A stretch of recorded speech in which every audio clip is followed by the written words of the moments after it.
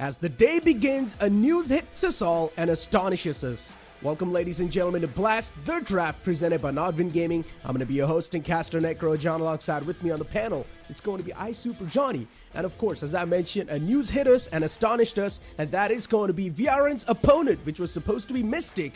They forfeited their game. That means VRN, they're going to get a 2-0 scoreline added up in the overall standings.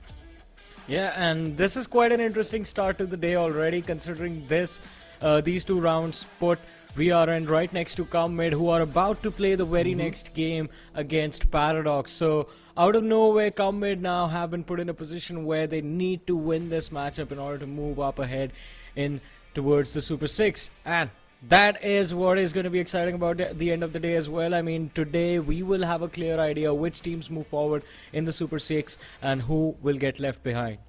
Well, let's move on and look at the schedule to find out which matchup is going to be the one to kick things off today. It's going to be Paradox versus Comid. As you mentioned, now Comid is going to be in that fragile spot because VRN, they just won their first matchup against Mystic. Yeah. Or pretty much Mystic forfeited their matchup against VRN. That's why VRN won that game with a 2-0 scoreline.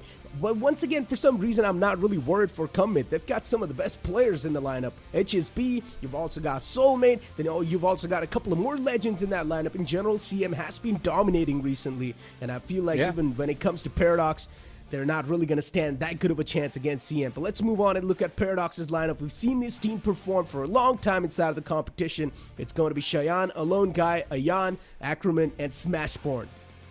I do agree with what you said about Comid being the heavy favorites in the matchup today, because Paradox, I mean, there's a lot that was left to be desired from their matches. The only map they won was one on the first day when they were facing Team Mystic, and right now they sit dead last in the overall ranking. So the struggle was there throughout their journey in the group stages, but maybe today they can redeem themselves.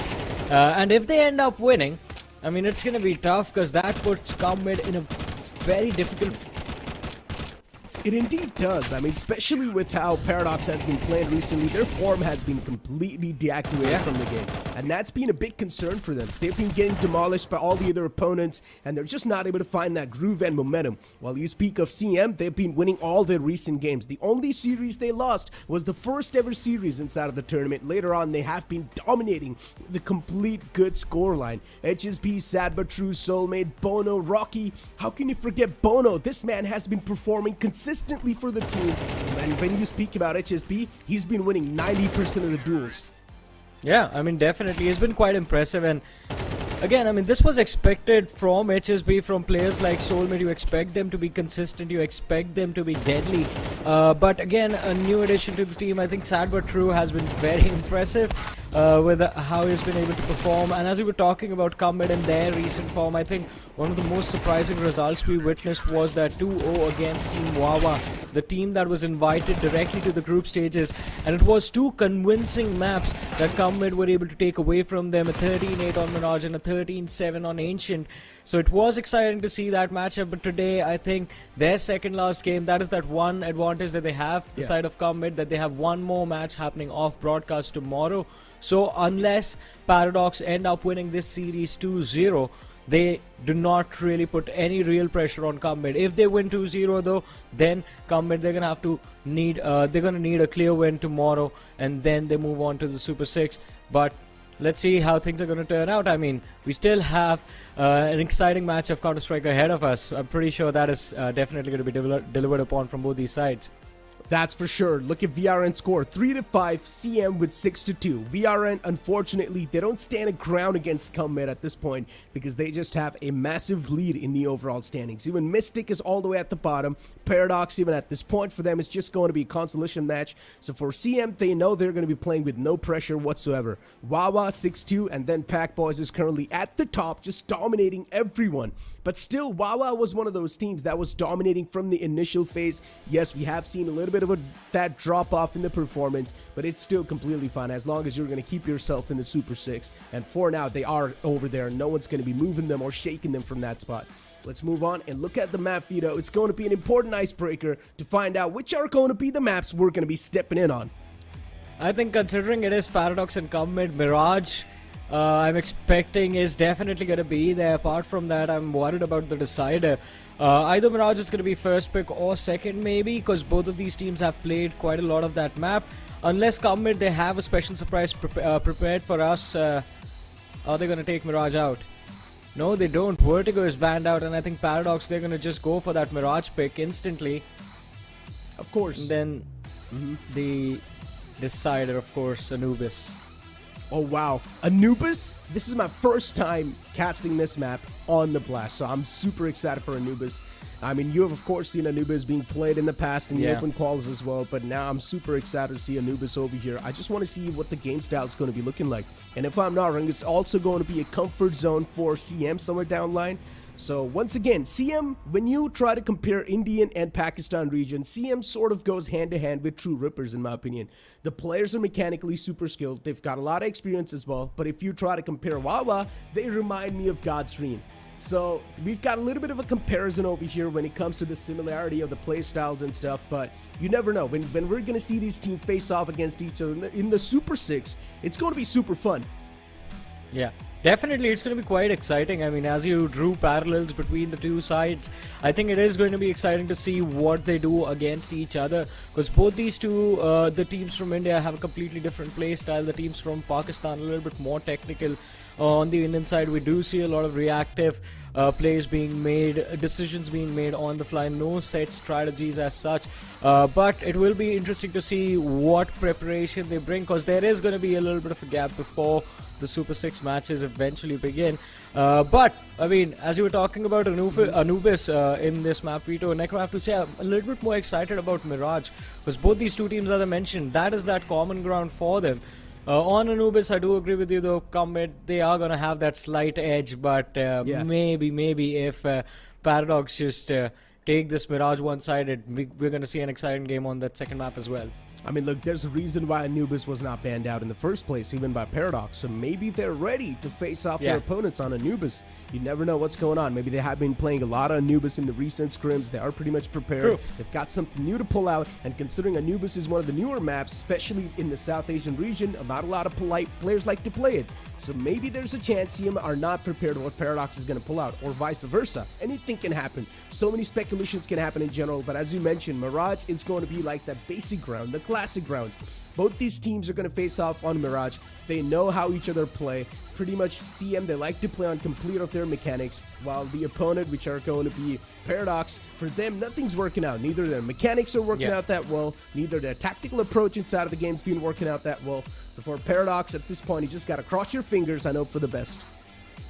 Yeah, I think that might be the only option, but Paradox, we can't really take them away, anything away from them. I mean, as you were drawing parallels between Comid and the side of True Rippers, I think Paradox, for me, they are going to be the side of Fired Up Gaming. You can always expect a wildcard performance out of them, and it is going to be exciting to see what they bring to the table today as well. I mean, considering they knew they were going to face off Comid eventually, and especially with people like Soulmate and HSB, you've seen these lads play for so long, you know what their instincts are inside of the game, in which moments they're going to try and be a little bit more aggressive. And I think Paradox, maybe if the preparation is right, they can walk away with a potential 2-0 from this series. Because, I mean, one thing is for sure, Pakistan, over here, we have noticed the teams are a little bit more closely matched, unless you're talking about Comid in the certain matchups and Wawa in a certain few.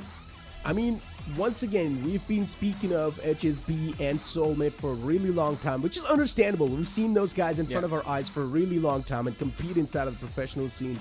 But we cannot forget to mention Bono. In the recent performances, this man has been dominating the opponents single-handedly. He's been manhandling them, in fact. So Bono as well should be on the top over there, right next to HSB, because even his performance inside of the game has been phenomenal. Even Rocky somewhere down line. On the CT side, he's really proactive. He's really reactive as well sometimes. So in general, even Rocky can bring out so much value. Every single player from the side of CM, they know when to step it up, they know when to notch it up, and that's the best part about that. They've got the mechanical skills and they know how to rely on top of that. That is definitely true, and I think they have backed up all of the hype that was there about this lineup before we came to the group stages. I mean, we saw them in the open qualifiers, and of course they did quite well for themselves over there, but group stages we knew were going to be a completely different ordeal, and yet Comid, they've showed up quite nicely. I mean, every single matchup apart from that first one was quite exciting to witness. They have had a 2-0 again and again, but I wonder, now that makes me wonder, Necro, what went wrong when they were going up against Park Boys on day number 1? That makes me wonder as well. Now, there's only two possibilities. We know what HSB is. He is a naughty man. One thing is for sure, that maybe HSB had something to do, and HSB was like, you know what, guys? Let's just take this matchup a little bit light. It's okay if we lose. Next time, we're going to make a comeback. It's happened once in the past, if you remember. Not exactly in this game, in some other game. It's happened once in the past, if you remember. HSB's done that. So he might have pulled the same thing once again, or maybe Pack Boys just proved the opponents completely unparalleled. But for now, we're going to step inside of the map of Mirage, as we've got 4 players only from the side of CM, and then we've got 5 players from Paradox, and the game's going to start. A 5v4 is going to be upcoming. Right off the bat, a struggling start for the side of Comid, as Rocky is the one who's missing. But let's see, it's a 2-2 setup, 2 players on that A side with deep control in Palace. And as we talk about B, well, there's just one man, sad but true, jump peeking the T-Apps. Can get some support from B short, but it's going to be interesting to see what Paradox decide and how they want to engage. A few pop flashes, and they're going to decide to move in towards that B side. There's a flash, they do get the entry. The CT is still there, and sad but true. Nice way to kick things off. The first kill on Ackerman, and Alan finding the trade. A quick plant as well. That's all he's going to find. HSB towards short, it's a 3v4, and it's doable. If they keep on finding headshots like that, it's now starting to cause a big problem for the CTs. And slowly but steadily, the T's are of course closing their grips around the necks of the opponent, and just like that, it's going to be Paradox to kick things off. And this time it was a little bit more than just numbers advantage that Paradox played with. I mean, the execute itself, while it might have looked simple, I think it was a little bit more about the crossfires on the post plant that helped them clean up that round quite easily. A nice little entry found by Bono as he was trying to exit market onto the side, but as soon as it fell to player tucked on the right corner, no trade coming in. Timeout called by Team Paradox. I believe just to see if Rocky can come back in the meanwhile. Nice start for Team Paradox, though, you have to say, on the pistol round. Yeah, I mean, 4v5, you can't really expect a lot. And I guess somewhere down the line, even CM, they've used their tactical timeout. So that's why they cannot really wait for Rocky anymore. Even their technical timeout's being used. And that's why Paradox now are pulling out timeouts over and over again for CM's 5th man to be back. Which is, of course, a good thing. Even the opponent's helping you out. Somewhere down the line. But this 4v5... it's going to hurt CM. It's really going to hurt CM.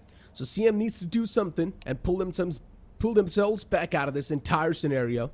If they're not going to be able to do so, well, play a 4v5. We've seen this happen once in the past. It's time to prove once again. We've seen a team win a 4v5 as well. Yeah. That's what's interesting about it. And I mean, if you are on the losing end of things in a 4v5, if you sit there with a man advantage and yet you end up losing the matchup, that triggers you. So it can be quite tilting for Team Paradox if they end up losing this. But I mean, it is Paradox. I mean, it shouldn't be too difficult for them to actually secure this map as quickly as possible, or at least while Rocky is not here, gain as big of a lead as you can against Comid. Should be an easy round. They have the better buy, a lot of utility to work with. On the side of Comid, no armor as well. Just that one Deagle upgrade on HSB. Off the bat, aggressive start towards mid. And Sean's able to find a headshot onto HS. CM, they're probably going to get mowed down as usual, considering they've got no better weaponry to back themselves up. A good flick onto Bono. So yeah, that's it. 2 players left over. Nothing can be done at this point. It's all down to Sad but Yeah. True. With a P250 in his hands, he reveals his position. A lone guy's probably going to peek out of the smoke and catch him. Not a lot to be done from the side of Comid in this round. I mean, complete map control given to Paradox. They were trying to rely on numbers. Just see if they can find those trades for each other in mid with the USPs. But then, Paradox, as we mentioned, I mean, not a lot of work for them. Is that first skill in market, complete B-side control in their hands. Now is when things can get a little bit more interesting. You have the buys coming in from the side of Comid, who have taken a tactical timeout now.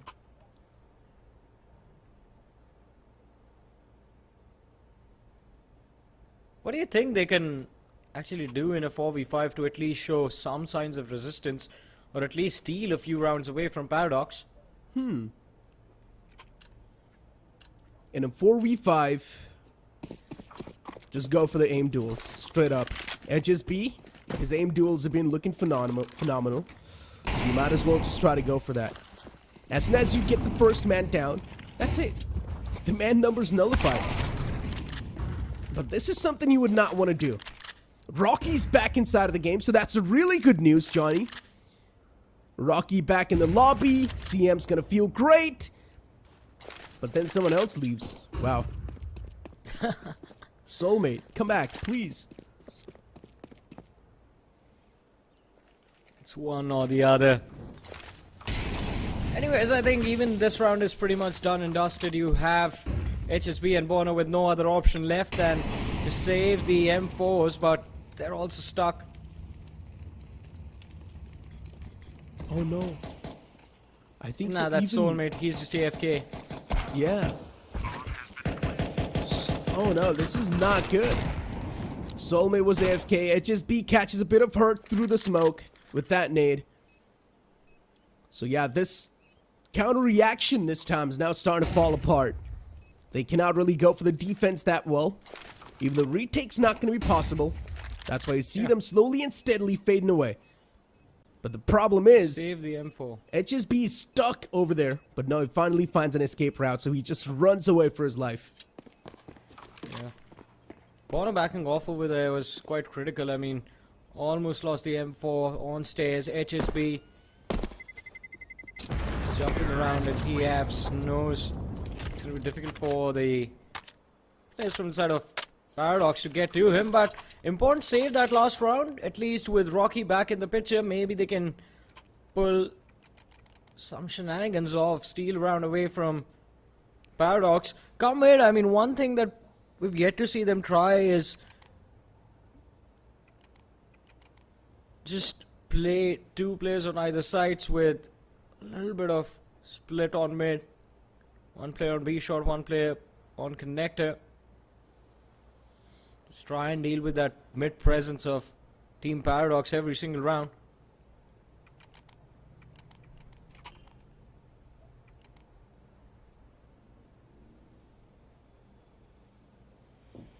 And especially considering CM, they do not really have one man. Once again, they will be getting that extra bit of economy. But it's really not enough to hold them. Sad but True's got no money. 2,900. He's probably going to go for a deagle buy, maybe light armor. But then Rocky, same thing can be said for him. HSB and Bono, they already had the M1 saved, but they need to go huge in this upcoming round. If they don't, well, it's going to fall apart. Because they have to be the playmakers. They're the only ones that are given hope for the entire team. HSB drops out M1 to Sad but True, and Rocky pulls out the FAMAS. So once again, all the 4 players, they're stacked up. Let's see what they can do. It's not going to be easy for sure, though. Here we go. This time, Paradox, they switch things up. Instead of going through mid, they're just going all in through A main. Oh, they thought this was going to be an easy side for them. A little bit of resistance from the side of Comid. Bono finding the second, looking for the third. Fails to connect. Important trade coming for Team Paradox. The flank through connector can catch one player off guard. The timing could have been bad. But yeah, just like that, they come out on top. Man advantage, everything in their hands. Bono almost could have pulled it back. HSB's not finding that activation just yet. His scoreline's 1-3, which is not something you see from the side of HSB. But yeah, he needs to wake himself up as soon as possible. He needs to get a couple of those bloods in his hands. When he does, he's probably going to feel warmed up. But once again, they're going to have enough money to buy back up on the board. So it's all good in the hood. Not a lot of hope for Comid. We can't even blame them at this point.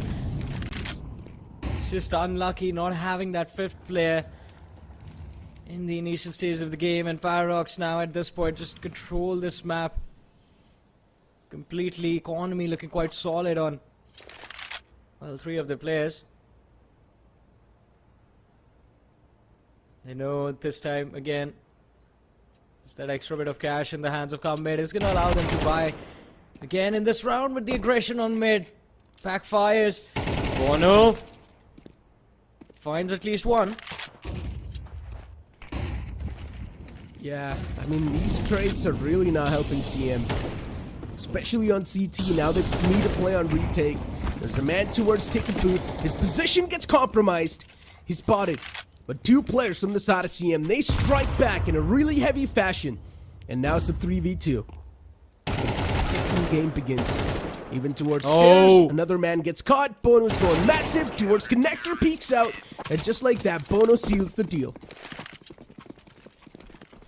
A kill from TV room and another one on top of mid. And Paradox, I think, just gambled everything on that A execute, thinking there were going to be a few players B. And the new Bono was going to be on mid. But still, as you mentioned, Necro, that one man staying alive for so long on the tool booth. Getting that kill as well on towards site, making things extremely easy for Comid. Nice setup. A nice rotation coming in from Bono as he fell back through connector. Found the second onto stairs. At least they get themselves on the board, Comid, but as we mentioned, Paradox, too much cash to work with. Again, a full buy across the board, apart from Sai, who's going to have to work with the Galil. He's back. Oh, no. And Soulmate comes back. I feel bad for Paradox now. Oh, it's going to be decimation. Wow. Yeah, it can be, for sure. It will be. Just watch.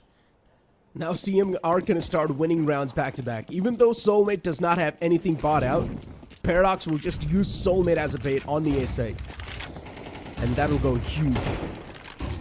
You see, Soulmate is the only one who's pushed all the way towards Palace. And he's tucked himself in that corner. Utilities out towards mid. Bono just went for at least one person to peek out. HSB peeks out, wins that duel. And once again, now it's starting to feel himself. Utilities out as well towards A, making sure no one's going to have that extra bit of info or the intel they need. A lone guy stuck towards main. He can't do anything. Ooh. Bono finds that kill. And now this op's starting to convert into a massive win condition. A 3v5. And the players of Paradox, all they can do is just wait for their demise. They're waiting outside B for so long, and they have a lot of utility left upon them as well. Just need a single flash timed perfectly, and they can take control of that B side for free. That's the first. There's the second. I can get on side with Sadbratru along with HSB. They are all set, and here comes the fight. HSB traded out. Sadbratru, he gets picked off as well. A 1v3. Can Ion clutch this? It's going to be tough. Ion going for the plant. The CTs have a chance to peek out. It's a 3v1, and still CM's playing so safe because they know Soulmate's on the lurk. From the back, Soulmate's probably going to catch the man in the front. He should not drop just yet. Have some patience. He drops down, gives his position away, and from the back, it's a bullet to the dome. Yeah, Ion too distracted by the players who jumped out of market. Fails to hear Soulmate as he dropped from balcony, and a nice little round coming for Comid. And not just that, look at that. The man just came back after being AFK for a few rounds. Gets the last kill of this one and steals the AK away as well. As you mentioned, Necro, as soon as all 5 of them are together, things are going to look tough for Paradox.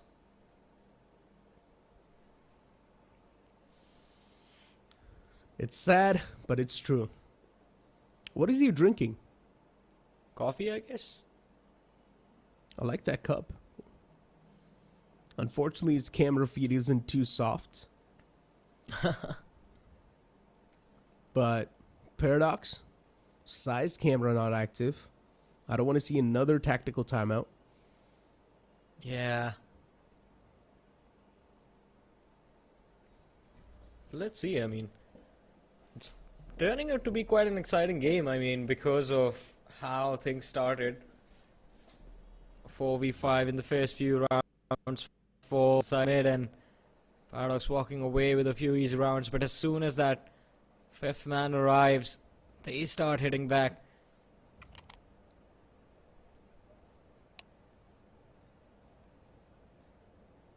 Just being able to get that lead on mid. Yeah. A little bit Well, of Johnny, aggression towards even Johnny's now starting to face him. Bond, we find. Oh, man. Hey, I'm back, I think. Yeah, Johnny's facing some technical issues himself. Maybe he lives in Soulmate's house. What's going on, Johnny? I don't know. Maybe we have the same ISP. Yeah. Well, for now, it's a fiery rush towards the site. A lot of nades in the front, and the man gets caught. No way to escape out of that apartments area. Even a good Molotov's gonna chip out so much damage towards the B site. It's on a complete lockdown. Two of the players get caught. Unfortunately, the spray transfer isn't there, but it's completely fine. Still, the players will be caught. Another man towards the truck. Nade being just thrown out, and Bono gets that kill. Too easy for CM at this point. Yeah, they just mow them down before their feet hit the ground. What a quick round coming from the side of Comid, and Paradox. I mean, we did see that consolation kill on a lone guy towards the end, but what does that accomplish? I think they wanted to hit B as quickly as possible, but Bono going big in that one moment, improving. Too difficult to deal with, but let's see. Important buy round for the side of Paradox. Fighting for mid. I think so. The smoke missed towards nest. No, it didn't. Nice smoke. But look at that. The counter aggression from Soulmate and Palace backfires. They do get some info but lose a player. Yeah. And it's a push towards B. You can see towards the apartment's entrance. There's the C4. And slowly and steadily, they're starting to discover a couple of more places. HSB's going to have a duel in his hands, but he needs to back away quickly enough. It's going to be a wide swing from the T's to clear this angle out. And they're just waiting around the corner. HSB as well, just showcasing a lot of patience. And somewhere downline, Ackerman knows someone's holding that corner too. He's not peeking out just yet, waiting for those flashes to pop, and as soon as that happens, HSB, he finds the first duel in his hands. He gets them down, but unfortunately, he's not going to be able to follow it up. But Rocky on the opposite side, even he gets a kill. That's a solid news. Look at how quickly the CTs have rotated to defend this B side before Paradox even realized Bono is already in market, and sad but true, he is on site itself.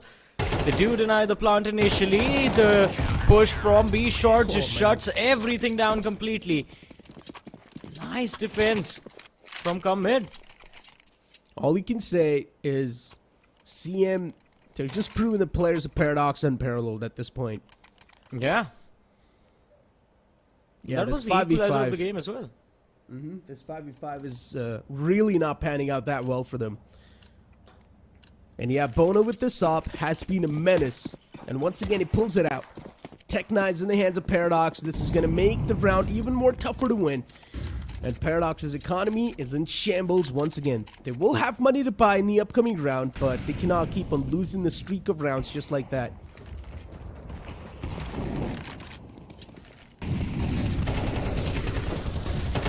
Oh my god. Soulmate kicked things off nicely. 2 kills from Palace. It's done. Yeah, it was done. before it even began. Nothing but Tech 9s in the hands of Paradox. Not a lot they could have done. I think the only way they could have made it work was with a few brilliant flashes and just running through A main. Did you see? He was on the ladder, and when he went up the ladder, he saw Tech 9 in front of him. And then he unfortunately got stuck under Palace, but when he went back up on the ladder, the Tech 9 was gone. And there was a flash grenade on the ground. Magic. Oh. HSB is feeling confident now that his teammate is back. Of course. And not just that. He's also gonna win the duels too. Just keep on watching, I told you. First one won, second one's gonna be on the way soon enough. HSB, the composure that he can keep, even though he's pushing up close and personal against the T's itself, it's incredible. And now even Sad But True trying to pull off the same thing. HSB from the underpass, Sad But True from the short. It's a double peek from both the sides. If you decide to peek out, it's going to lead to your demise. And a double nade and a Molotov. HSB finds that kill. Beautiful utilization of the utilities. A pop flash from Ayan towards top mid. It's really not going to do anything. Instead, it's just going to give his position away. And just like that, it's a complete mode down from CM. So much aggression down mid. Initially, Soulmate getting that first kill of the round, but HSB was hiding in underpass. Jumped window as soon as the round began, went towards underpass and then just stayed there. Paradox did not expect the second player to peak underpass, lost one more, and HSB, I think the bonus for him came when he was able to pick off Sai, who was coming for HSB from the TV room stairs. After that, I mean, Paradox, they were just stuck in mid. Especially that player on cart. Nowhere left to go. Look at this. The Molotov is gonna push him back. And again, going for that mid control and taking fights aggressively. Come mid.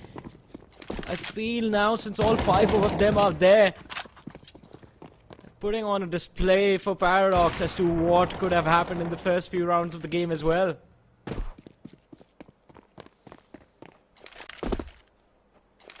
Good pass. Nice. Teamwork is the dream work.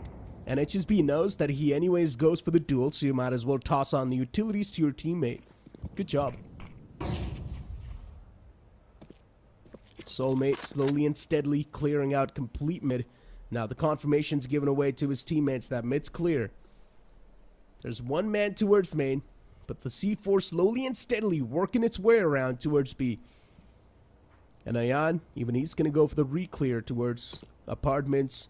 He's going to find that re-clear. No one in the clotheslines, but there's a man holding an off angle in the name of Sad But True. Good Molotov towards Van, spots out the first. And just like that, both of them, they just crumbled down. Last man towards main. I highly doubt it's going to stand any chance against Rocky, because Rocky's in general got the advantage. And also two players on the site. That means a lone guy is not going to stand any chance, as I mentioned. This is looking tougher and tougher with every single moment that goes by. Now the situation is completely different from how it started. Comid with a heavy advantage, a lot of money in the bank. Last round of the first half. Look at that, they're just dropping everything on the floor. Use whatever you please, lads. Roll. Yeah, roll. And I think Paradox still have an opportunity. Good buy coming in from their side. A few good flashes and smokes to cover up. Maybe jungle connector and like CT. this. They could have taken the A side for free, but no. All of them are stuck on A main. Nowhere left to go. Rocky and Soulmate just mowing down the entirety of Paradox. A lone guy. Last man left. And not anymore. No way. Well, I mean, Paradox, it was just complete desperation on the board. They were desperate to get the round. They pushed up A main, and they got nothing done. They couldn't even step inside of the site. That's how rough it got.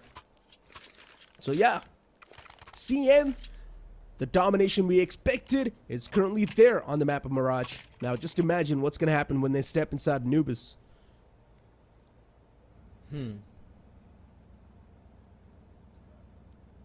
Well, let's see. I mean, yesterday as well we expected things to be completely one-sided, but on certain maps, the matchups were extremely close. And I think I expect the same from Paradox, or maybe I'm expecting too much. Because Mirage is where I hope to see the most from them, but now since Soulmate and Rocky, both of them are here, Paradox, they're struggling a little too much. A timeout taken just before the pistol round. I wonder what the discussion is going to be like. Now look, I might be sounding pretty base-head over here, pretty base, that I'm just, you know, completely favoring one team, but I'm just sticking to the stats. And I'm just speaking the facts. The stats say that CM are pretty much miles better than Paradox, and that's what they've been proven. When it comes to the individual performance, every single player has been doing pretty good. When it comes to the stats inside of the tournament, even CM has been performing phenomenally well, even there. While Paradox, they have been struggling from the start of the tournament. So the stats say that CM is completely better than Paradox, but you never know. We have seen a lot of those upsets coming, and maybe an upset will be waiting for us on the horizon. Well, let's see, the pistol round underway. Molotov, 2 smokes and a flash for Comid to work with. They're going for the A hit.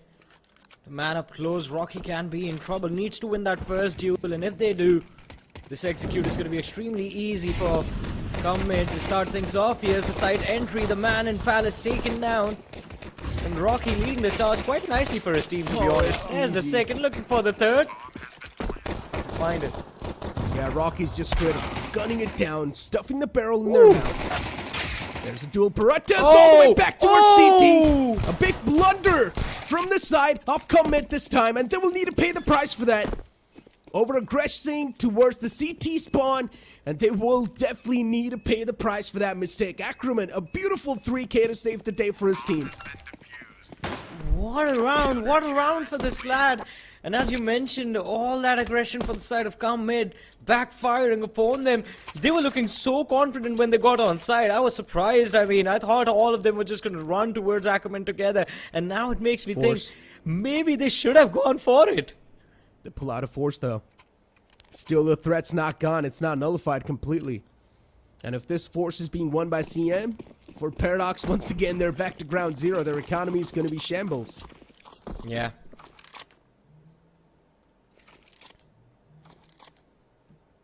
Let's see how they plan to make this work. Again, looking to fight for mid. They're going to face some resistance from Connector, as Ayan is there present, but he's going to wait for players to be a little bit closer to him, considering he's playing with that SMG. The Comid, you have to give them props. I mean, they're very efficient with their utility. Look at this, the execute begins, finding the first kill. The trades are now starting to happen back and forth. It's a 2v3 advantage in the hands of CM. And these Khalils are really starting to tap away. They're finding those heads, and even the man peeks out through vents, which was not supposed to happen. But hey, CM, just like that, once again, they have a quick stroll on the A site, and they get the round secured. This time, a little bit of variation when it comes to the hit. Rocky has been doing a pretty phenomenal job finding all of these trades. Even in this round, I mean, I thought the man towards shot would cause a lot more trouble than he did. Would have potentially found 2 kills, but Rocky instantly shutting him down. And then HSB finding his man on tool booth. Again, another important kill of that round. And as you mentioned, Necro, I mean, economy reset for Paradox. They should have this time, but no, the aggression towards mid. Do they account for this? A little bit. No goes big. 3 kills on the board. It's a massacre towards mid. And all the players, they just fall down like that. There's a man towards the A site. Ayan's getting hunted. He might just find the advantage. Oh no! He caught the man off guard, but he misses all the shot. He turns around, connects the shots onto Rocky. He misses the easiest shots, and then he hits a tough shot. It got a little awkward, man. I'm not gonna lie. It was extremely awkward. You have the CT peeking you from jungle, and then there was Rocky with that Molotov in his hand, like, hey bro, what am I supposed to do with this now? And both of them was me, I would have thrown it onto him. I would have tried to hit the man with the Molotov. It should have been the ideal play, but no. Decided to settle with guns. Oh, man towards connector. Could have had the good timing. Ayan gets caught. Over aggression doesn't pay off. The players are on a complete eco. Double digits on the board for the opponents. And HSB is going to find a quick stroll towards the B site. No one's even going to be able to stop this man. Ooh, but a man towards main gets caught. AK lost. HSB with two quick taps on the skull with the Khalil. He's looking for to line him up once again. But Sai, with just a USP in his hand, he shuts down the man in the front. And the AK spray as well finds another man, which is in the name of Sai. Towards Palace is the AK. They're going for the save, but somewhere down line, CM knows that even if it's going to be the AK save, but they will still get 11 rounds on the board. That means they just need one more after this to make it to the match point. I think things could have been different for Paradox had HSB not found those 2 kills on A side from all the way from B short. I think their intentions, they expected Comid to hunt them down as soon as they got that C4 plant on B side, but they were hoping for the fact that they would still have numbers as Comid came to hunt this AK and they would be able to recover at least 2 more weapons, but that wasn't really the case. Shayan now surviving all alone in the Palace. Bono and Rocky still on the hunt, and Rocky finds the kill. Nothing given to Paradox in this round. Hey, he dropped his camera. AWP in the hands of Ayan. And just look at this. Unfortunate. Yeah, 5-7s has been the ultimate value catcher. True. Is that even a word? Value catcher? Value catcher? No, I don't think so. Or value maker. I don't even know. You know what? As long as you get the point, that's all that matters. But, ooh. Pixel peaks from both the sides. Ackerman towards short. He backs away in the nick of time. That's a good news because there were 2 nades sailing in towards short. Another man has tucked himself quite deep towards the main side. CM, they've got no clue. The A control is completely in hands of CT so far. There's a man towards Palace. He might just find the timing. There's another man in the front lines. The crosshair's not trained. And a lone guy this time's not going to be left alone in the end. There was so much map control in the hands of Comid and Paradox. They get too eager to gather information, get over aggressive towards mid and A main. They pay a heavy price for that. And alone guy and Shan all picked off. No losses to Comid yet. And look at this. Here's the hunt again.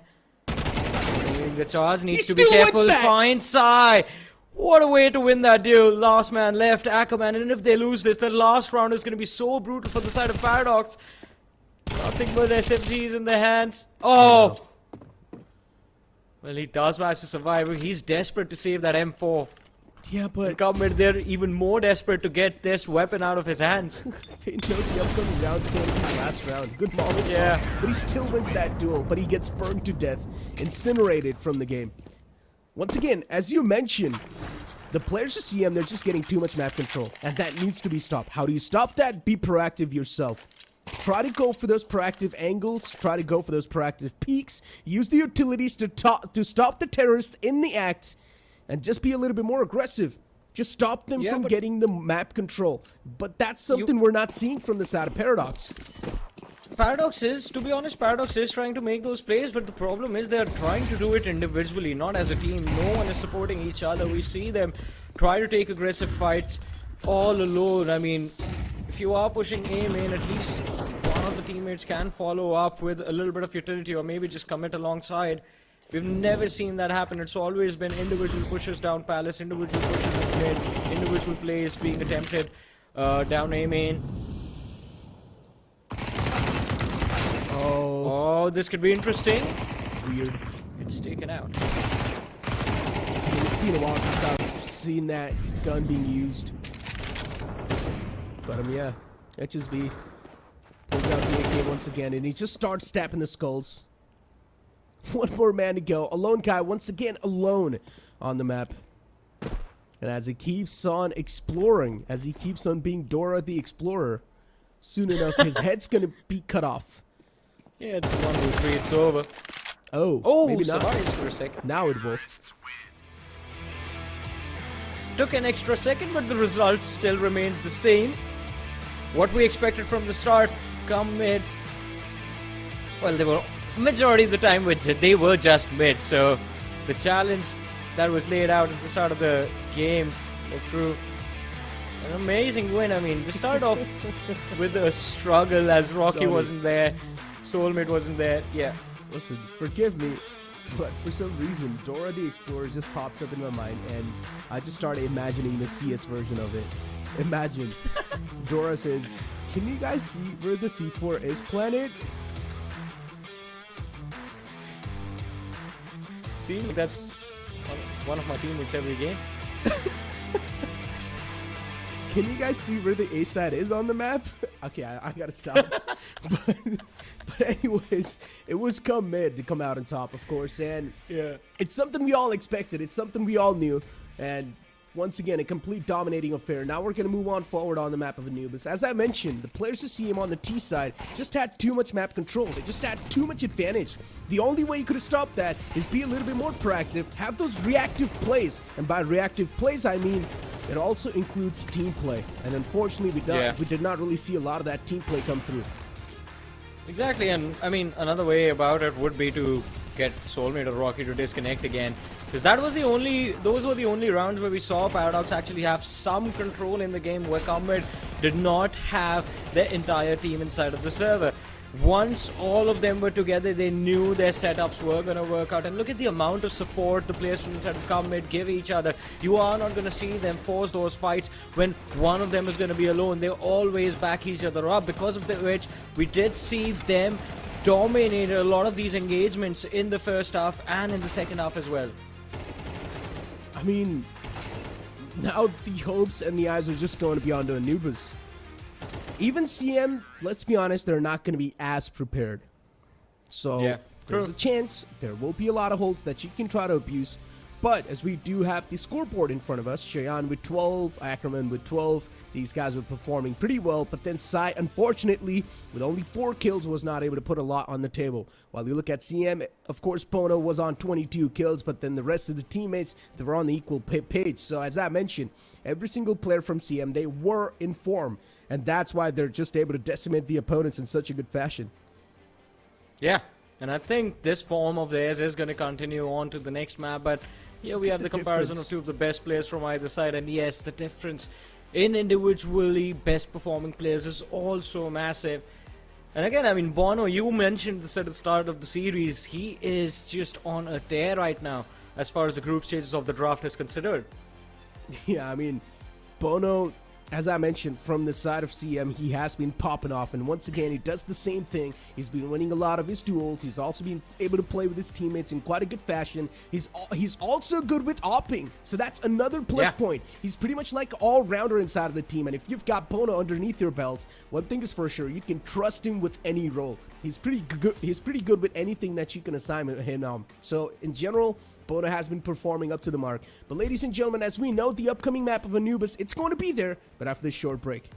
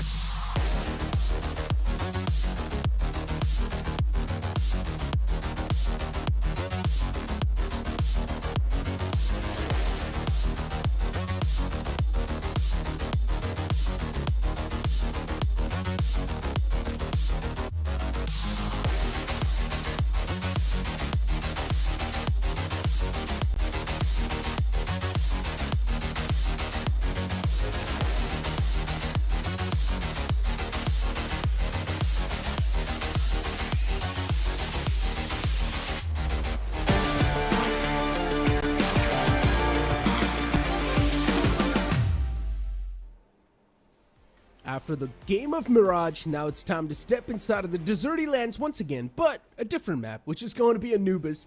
And of course, welcome back, ladies and gentlemen. I'm going to be your host and caster, Necro John, alongside with me on the panel is going to be Johnny, of course. And as I mentioned, the upcoming map is going to be the map of Anubis, much more of a newer map. Both these teams can be kept guessing, but I'm still guessing that in general, CM's going to have a much more of a heavier side or the advantage on this one. Yeah, I think we can expect Comid to win this game, but the question is by how much. They already have a pretty nice round difference going in their favor, considering the 13-5 scoreline on Mirage as well. But if they manage to dominate Anubis, then it does pretty much solidify them as the team moving on forward with the Super 6 slot in hand. I mean, this map already pretty much guarantees it to them, but another map win is not going to feel too bad, to be honest. Exactly. I mean, CM, they completely destroyed the players of Paradox, and now they're also going to have a better mindset moving inside of the map of Anubis. In general, we've seen these teams just go for those individual duels. So once again, the same thing's probably going to be seen in the map of Anubis. We're not really going to see proper of those smokes, those executions, but as long as you're winning those duels, that's all that's going to matter. HSB, Bono, they're in current complete form. So of course, one thing is for sure, Bono is going to be the man to move on forward, enter inside of the site. Rocky's going to be the one to back him up, and then HSB in the back is doing his job perfectly fine. Exactly, and I mean, all of this just works out. They have a set game strategy, and that is all they want to play with. The side of Comid and Bono especially. I mean, the danger man, as we mentioned, it was clearly put on display on Mirage as well. Unless you shut him down first and foremost, the entire round is going to be down in jeopardy. And even in the late round stages, we saw multiple times Rocky and Soulmate stepping up quite nicely. Soulmate has been phenomenal, considering he's also the IGL for the team. I mean, a lot of pressure on his shoulders, but he delivers every single time.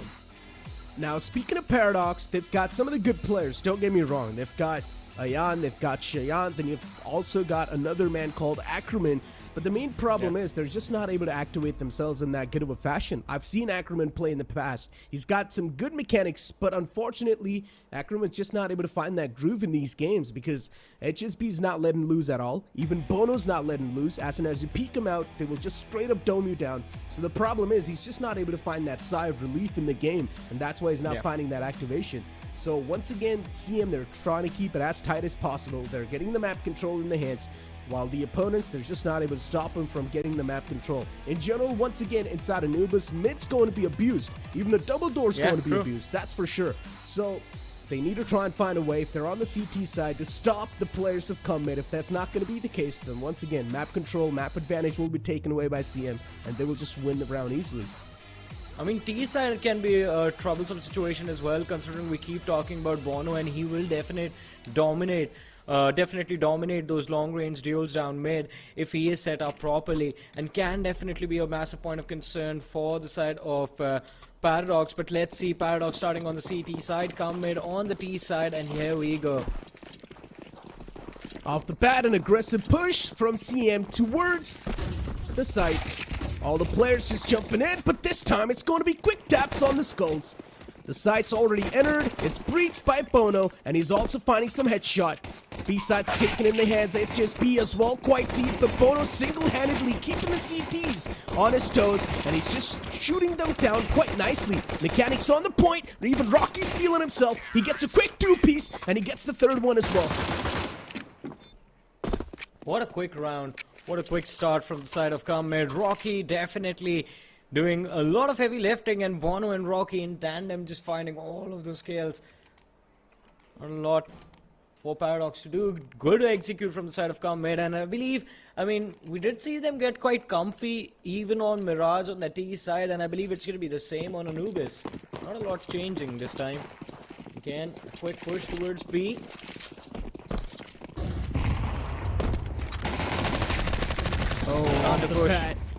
Off the bat, SMG stuffed in the face. And just like that, it's going to be Rocky to lead the charge. He's moving it forward. He's being unstoppable through the Molotov. HSP pushes up, and he gets that kill. It's just WP all over the place, and HSP gets the last man as well. It has to be a joke. There's no way. I understand it's an eco round, but still, getting disrespected like this, it's another level. Well, let's see. I mean, Paradox also did not have a lot of hope from themselves in the previous round. They just all ran towards B main, trying to take an aggressive fight, and they knew what was going to happen to them. They missed a single shot, and it was going to hurt them pretty badly, and it did. But now this is why it was all done so quickly, so that they could get their hands on those weapons. They have a proper buy to work with in this round. And Comid, they're not changing anything. A flash, and they just run through towards the B side. The opening kill is going to be there. The second one found with the help of the molly. Yeah. Even Ninja gets cleared out. The B side is just falling in their hands. And the players of Paradox are like the Lego piece, just tumbling on top of each other. They just can't do anything. It's a chain reaction. The first man goes down, and as soon as that happens, the rest of them follow up. And once again, it's all down to a lone guy. Cannot even do anything in the palace. He was about to be knifed. Oh, sad but true. Unfortunately fails. I don't even know what he was trying to do there, but it's unfortunate. He was not able to get the knife in the hands. Has to be a joke. No way. He sneaked up right next to him towards Palace. And this in itself showcases the amount of awareness they have on the map of Anubis. That means they're just not prepared for this map. Oh, man. I mean, with how it has started, things, it seems like Comid, they've just started to snowball right now. Two Eagles here and there for Paradox, and maybe at least with these upgrade pistols, they can make the side of Comid bleed, but no early nades to clear out close, and then a few pop flashes. Ayan this time kicks things off quite nicely. HSB shut down, but it doesn't seem to matter. No. Rocky, Oh what my is that? God. Just B-hops to their face. What am I watching, Johnny? It's just a complete rundown. Oh, You go towards Catwalk, you get a little bit of the overview at the site, and then you just move down in the site, just barrel stuff the CTs, and they just can't do anything. Bono towards Sniper Nest, he gets the last man down as well. This cannot be real. It's W Key at its finest, it's Necro at its finest. yeah, but it's not you, Necro, it's Rocky. With all of these phenomenal moves, look at this. They're copying my playstyle, I'm telling you. Oh, man. That is just phenomenal. So much confidence in the players of CM. I think it's payback. Again, they go BB. All 4 rounds, they've done the exact same thing. The nade followed up with a flash, and then they push. Here we go. Mirage. Oh, once again, the execute begins. There's a couple of players towards Pillar and Sight. Ninja gets spotted, shut down through the smoke towards Sniper Nest. There's a sniper. And Ayan finds the kill. I mean, at this point, the bomb's planted. What can you do? It's a 3v3. The site's in their hands. The site is completely smoked out. There's another man in the back lines, and Rocky's just looking forward to tap away. This flash can be good. We'll blind the man out, but Bona peeks out and gets the kill anyways. And now the rest 2 players trying to move in all the way back from street. This is looking a little bit tough. Last man outside of Palace, and even he will get screwed. Yeah, with the AWP out of the picture, this retake has already been taken care of, and Aquaman is going to fall as well. 5-0. CM making quick work of Paradox, at least till now. No money in the bank. Well, not a lot of money in the bank, in fact. You're going to have a struggling buyer this time, making things extremely easy for CM. Again. I wonder, when will they stop? When will Paradox show at least some resistance on that B side, or will CM just win the first round with those B hits? Again, here they go. Yeah, it's the same. Oh, this time we see some resistance. Oh my god, no way. Do we see no resistance? Way! Oh my god, it was almost a spray down. It was almost a spray down. The only reason why they didn't get a lot of kills, CM didn't get a lot of kills, is because the catwalk was mollied, and that's why the players could not really get a general overview on the site. So but that was look good. At this now. 3 players are low, and the C4 is still outside B. Johnny, shit, if they get this flank, they can actually secure this round. Yeah, but his position's compromised. They're not even shift walking. And Bono, the patience pay off. And towards Bridge, even Soulmate strikes down another man. No way. Once again, the same site falls apart. And Ayan and a lone guy both are quite low. 2 bullets, and the deal will be easily sealed. Towards Nest is Ayan. His position will be compromised to outside of Palace. A lone guy's walking out. He stands no chance. No utility on Paradox to actually Commit for this retake. Well, there's the only smoke they had, forcing Soulmate to push, but he has a nice little crossfire in hand from main, and he still finds the kill. Round stolen already by the side of CM. Here's the cleanup from Bono. And again, as you mentioned, I mean, it was the fact that Paradox, I mean, making so much noise, so much information for CM to work with, and of course, Bono just staying outside B main for so long. I don't think they took that into account, that CM was going to get extremely cheeky all of a sudden.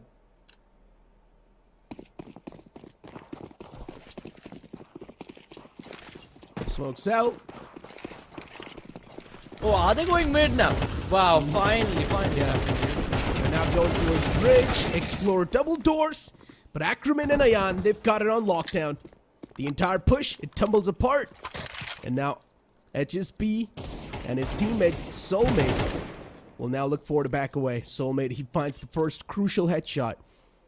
It's now going to take the situation down to a 3v2. There's a man towards the site, just present, slowly and steadily walking in. Oh, but even he gets caught towards heaven. Not that good of a news. They walked in from the A-Con. They've got the A-site control. There's a flank coming in soon. And the CT will probably find the endpoint towards A-Con itself. HSB's looking there. But Soulmate, he spots out one player moving in towards heaven, and he will cut his head off. And just like that, they're winning all the duels. They've got so much game knowledge on this map. It's crazy. Yeah, just timings of rotations completely calculated.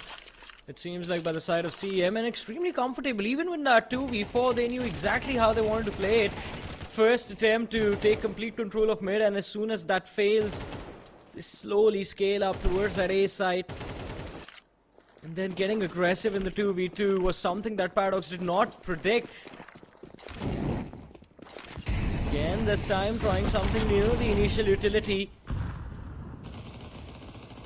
will make Paradox think that it is going to be a B execute, but it's not. They want to fight for mid, and Paradox, the aggression down mid was a big mistake indeed. Yeah. Try to push the bridge. He gets spotted, shut down. Oh, Bono, he catches the first stink. Needs to back away. There's another T in the front. And there's a chance he will be caught away as well. Man was just tucked in the corner. And HSP, he's able to get the trade in return onto one of the players. It's a 3v4. Man advantage still in the hands. A lone guy. I'm not exactly sure what he was trying to pull off there. But he gets taken down quite easily. Now the players are starting to move in from the A main. Sad but true, he gets the trade in return. And even the A-Con's going to be completely smoked out. And Sai, he's slowly and steadily looking for the flank away. He's under bridge. He will soon collapse anyways.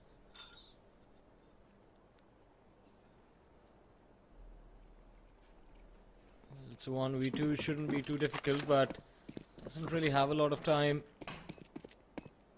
or hope to win this. And he's making so much noise. Rocky, this is going to be ideal for him. Yeah, super easy. Yeah, no, this is about to be 13-0. Unless the pistol round's won by Paradox, then maybe there's a chance to stop this from going 13-0. But one thing is for sure, CM, as I mentioned, in general, they're going to have the advantage on the map of Anubis. We've seen them play, and the last time when we saw them play, they were looking pretty solid as well. It's like they know the map. They have been playing the map for a while. They know each and every single calls, each and every single nukes and crannies. While Paradox, they just have got no clue how to give the callouts. This time, Catwalk's not smoked out. So this can be a big screw up towards B. There's a chance we might see a B take coming in soon enough. There's a couple of players towards Arches, but HSB single-handedly on the B side is putting in a lot of pressures against the CT. There's two players in the side itself, no one towards Ninja, but then Ackerman with the flank, he catches them both. No one looks at the bridge. Ackerman finds a slipping point, and he slips up. A 1v5, Bono left all by himself. The players of CM, they've got a lot of economy, so they can't afford to go for this clutch. A 1v5 coming up, maybe? I mean, we can be hopeful from Bono, but it's going to be too tough. Gets the first. Not for Bono. Let's see. Not for Bono! 16 bullets. 3 more. Needs to go for the reload. Oh, even third will be found, but no. Sai, he barely wins that duel. That was a little bit of scrappy from the side of Sai. Yeah, but at least they get one round on the board before the first half ends. Otherwise, it would have been Sigh of relief. comeback. Yeah, it is a sigh of relief from the side of Paradox.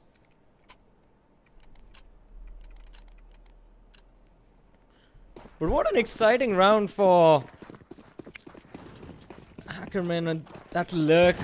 Just perfect, and something CM could not predict. But now look at this, the aggression again put on display. Rocky, the first casualty of this, but Soulmate with the trade shuts it down instantly. And a brilliant reaction from the side of CM to that mid aggression. Dodges the flash, Oh my will God. find the first. Rough luck. Why are they even pushing out through the smokes like that without any info? And then even Soulmate finds another kill towards heaven. The man's tucked in so deep towards the A site. And just B finds a man fading away. And just like that, they slowly and steadily, they just eat the players of Paradox inside out. Yeah, it's 9-1 already. CM almost hitting double digits. Last 2 rounds of the first half. And look at how comfortable, how confident all of them look. Not a lot of economy left onto Paradox. They're struggling with utility.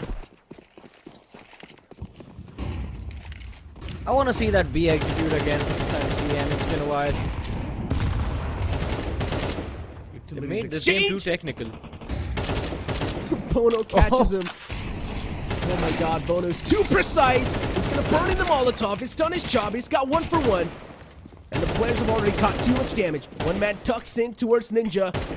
Tosses out a good smoke. It's gonna block off the entire crossway. But unfortunately, he gets spammed through the smoke. It's all down to HSP now. And HSP, as I mentioned, he's won most of his duels. This clutch is possible for HSP. Yeah, And he's slowly and steadily moving in towards Arches. Has the C4, should be able to take that A side easily, has a lot of utility to play with for the post plant as well. And considering Cheyenne and Ackerman are very low, if he is able to pick off these 2 individuals, then he just have to deal with Ayan. And Paradox, if it comes to that retake, they're going to be lacking a lot of utility. So it's going to be tough. Oh, HSB finds the first. It's the danger man out of the way. Needs to get the plant down as quickly as possible, but he's expecting the CTs to rotate. The C4 still not triggered. Finds one more. He laid out to delay the push from Ackerman. Fakes the Mistake. plant. Blunders. Another man's on the same side. And HSP, he knows there might be a push coming in from the connector. And he's now slowly and steadily exploring the same area. But he still flicks it back. Whoa. He still gets Ackerman. Ackerman, he's gonna regret missing those shots. HSB was looking in the wrong direction, and Ackerman messes up the first few shots themselves, and it was the HP deficit that results in Ackerman falling first. Double digits on the board before the first half ends.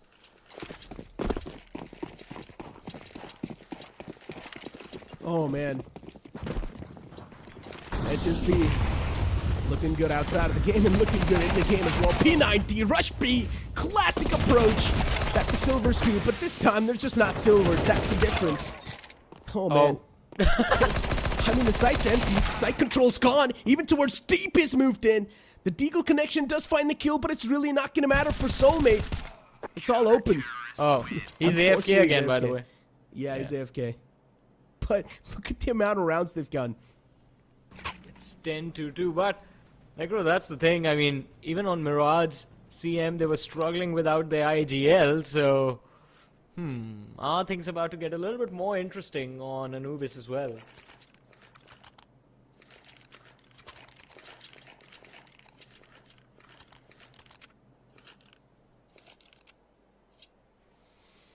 I mean, at this point, CM, they pull out a timeout. They've still got one more left over, so yeah, just wait for Soulmate. I don't even think so they need soulmate at this point. I think they do. You think? Especially, yeah, on the CT side, they definitely do. They lose too much map control on mid, or maybe towards double doors, it's all over. I mean, keep one thing in mind, Johnny. Sad but true hasn't even found a chance to activate himself. He's just on 5 kills. Yeah, that's another problem. Then if Soulmate's back, it's all good. I mean, let's see. Paradox. Wow, even they pull out a timeout. Such nice opponents. I wish everyone had such nice and kind opponents.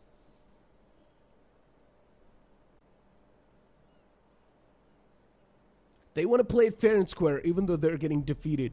Yeah. It's not a defeat, it's destruction at this point.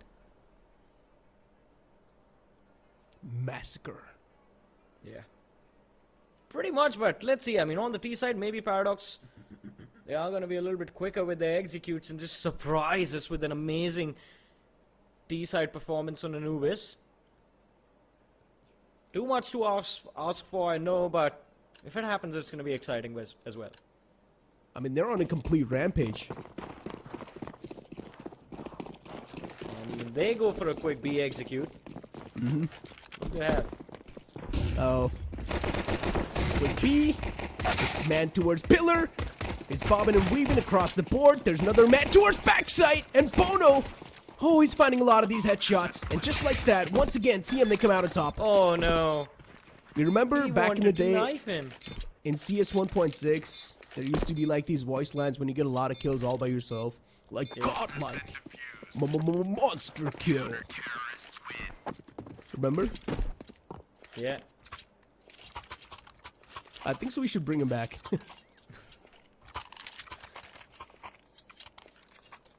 When a team wins rounds back to back, the sound should play. I think the music is enough, Necro, to be honest. Oh man. Did not expect this series to be this one-sided, to be honest. I was expecting a lot more from Paradox today. Okay, look, I don't want to sound base dead once again, but I didn't expect it. What was that from Rocky? Uh-oh. Oh, towards the arches, there's a chance they can be caught. But Bono and his teammate all the way through water. They're just mowing down the opponents. And look at Paradox. One player has already left. He knows the game's done. He doesn't even want to play at this point. Another man towards heaven. A lone guy. He's the man who's always left alone in these clutches. Oh my god, HSB. The barrel. Yeah. No, he didn't. He didn't. He's still unspotted. And a lone guy.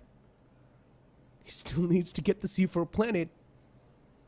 Unfortunately, his teammates AFK in the back. And yeah, the C4's dropped down.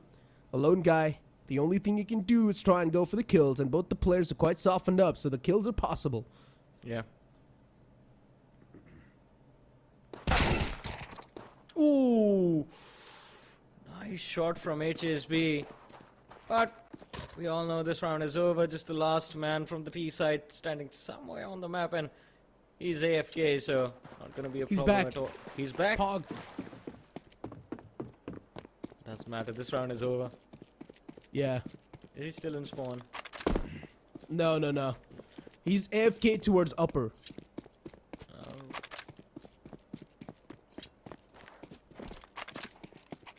HSB is just laughing.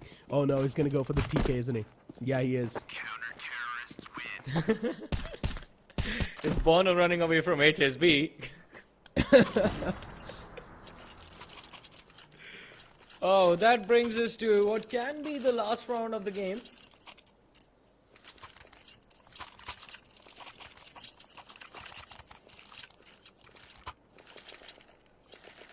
And just a dominating performance from CEM today in this series. An important game for them, as we mentioned, a win, pushing them through to the Super 6, and they wanted to guarantee it. No risk taken. Counter aggression from the CTs now.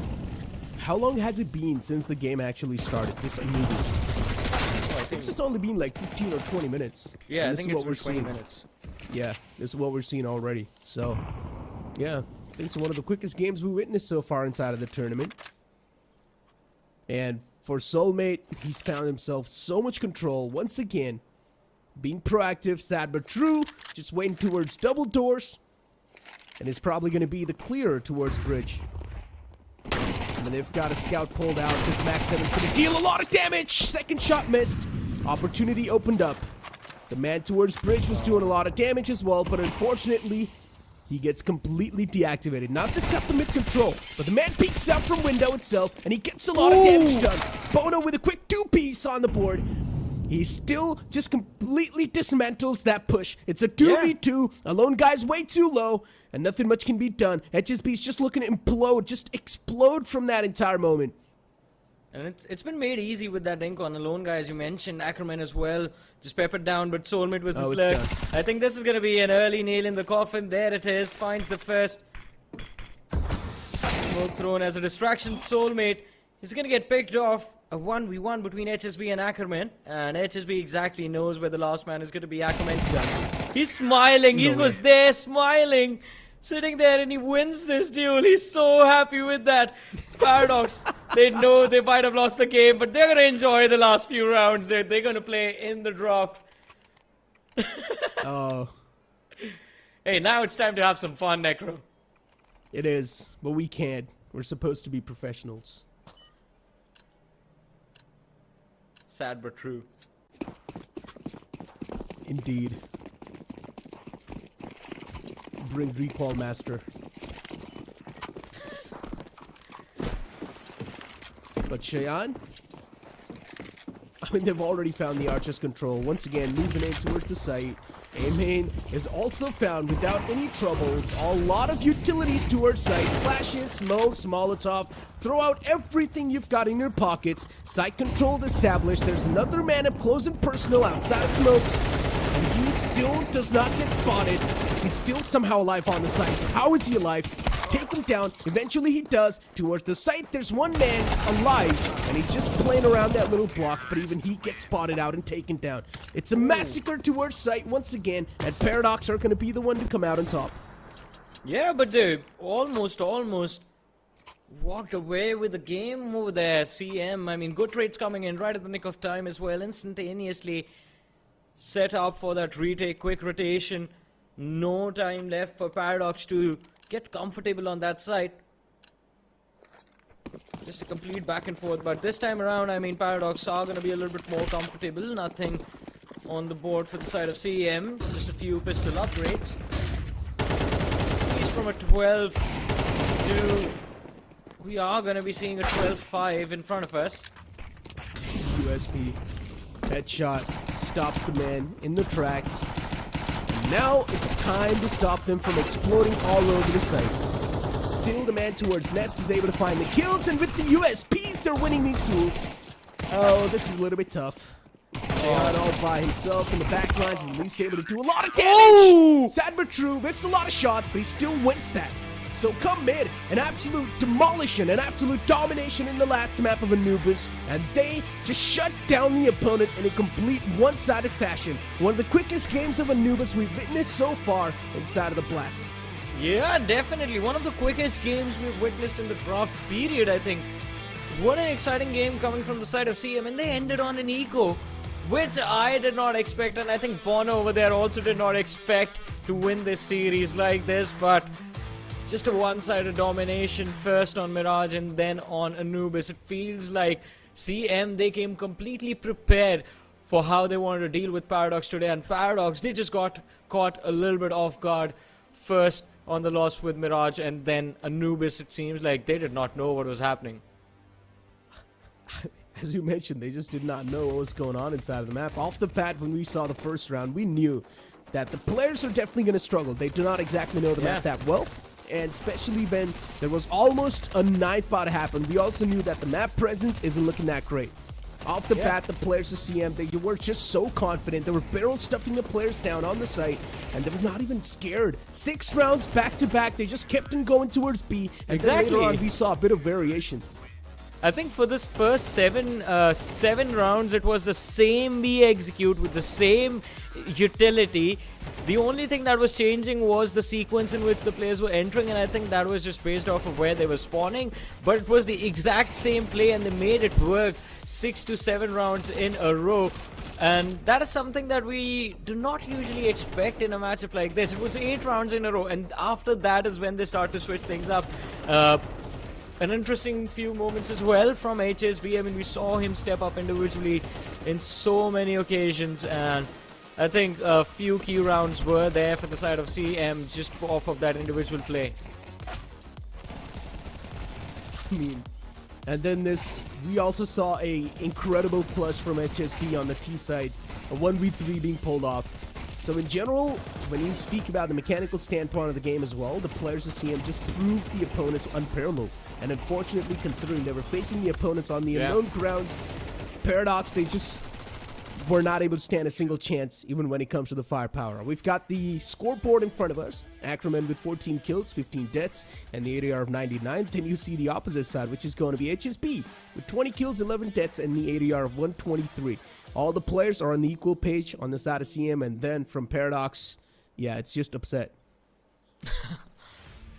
Yeah, I mean, it was an upset for the side of Paradox today. 13-4 on Anubis, 13-5 on Mirage. But again, I mean, this was expected from the series, to be honest. I mean, you were quite vocal about this. CM heavy favorites to win it all, and the dominating performance as well was something that we expected from the start. But the MVP of the series, ladies and gentlemen, turns out to be the man, the myth, the legend, HSB himself. 1.7 KD, 228 ADR, and 17 average kills per map. Interesting performance coming in from HSB today.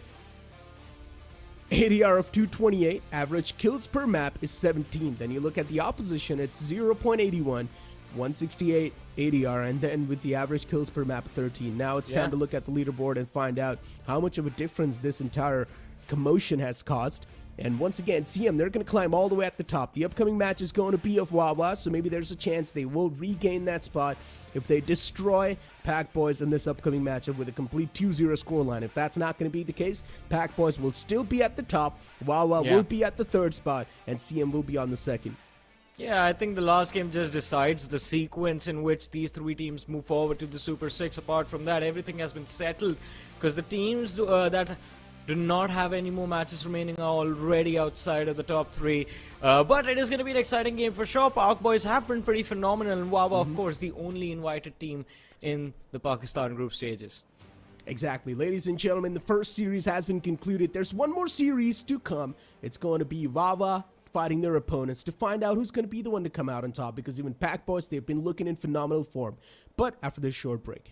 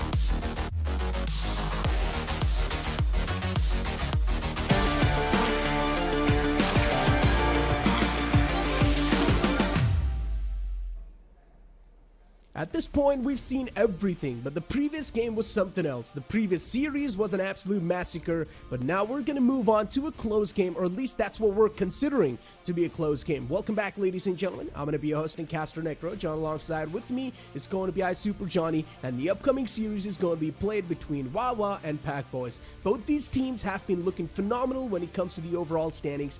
Wawa, they have been dominating through the start. Pack Boys, they came in later on, but they are now playing phenomenally well. So it's really tough to say which one's going to be the one to come out on top.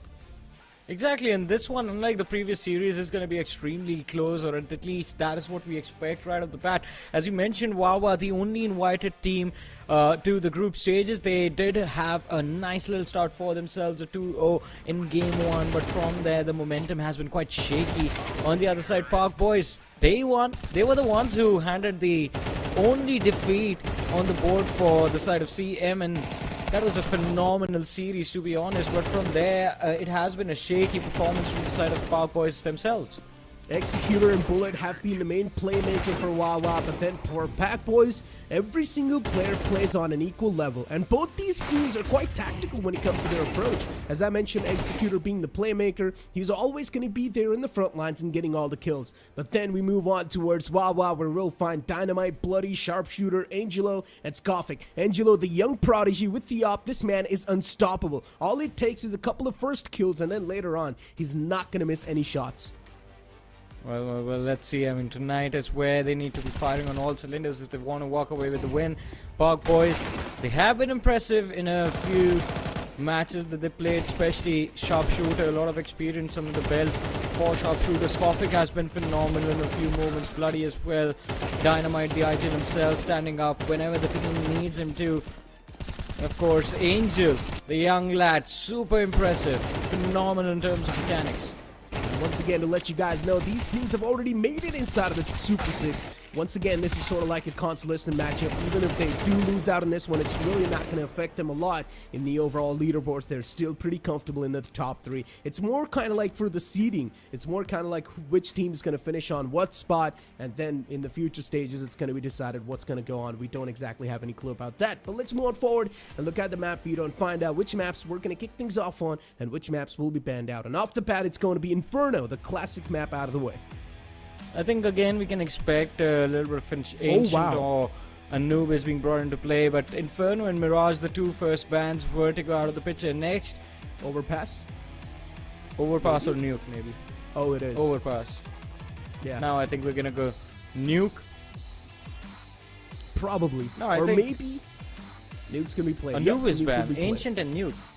Interesting. Classic approach. I mean, Ancient and Nuke, we've seen this combo being played in the past. Pack Boys pick is going to be Ancient, and Nuke will be the decider. But I feel Nuke is the map that Park Boys would actually feel a little bit more comfortable on. Wawa, Ancient, we have seen them a few times on this map, and I wouldn't say it's perfect execution from their side every single time. It's they do struggle a little bit, but maybe, just maybe today, again, just like day one, they end up dominating on this game. Let's see how this matchup is going to turn out. We have Wawa starting on the CT side and Park Boys on the T side.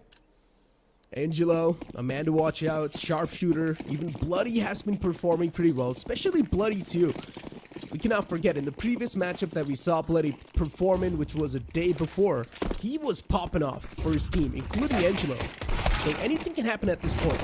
And off the bat, it's going to be Wawa to kick or PB to kick things off on a great note. They're getting so many kills. It's a 4v2, and it seems next to impossible to be done.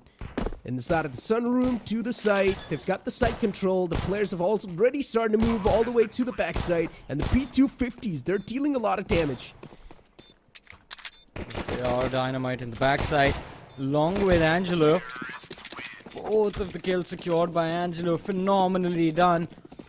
No way Wawa could have reacted to that after the side control was given away to the side of Park Boys. An interesting start for PB, but Wawa, alright, they're going to decide to stick for a hard eco this time.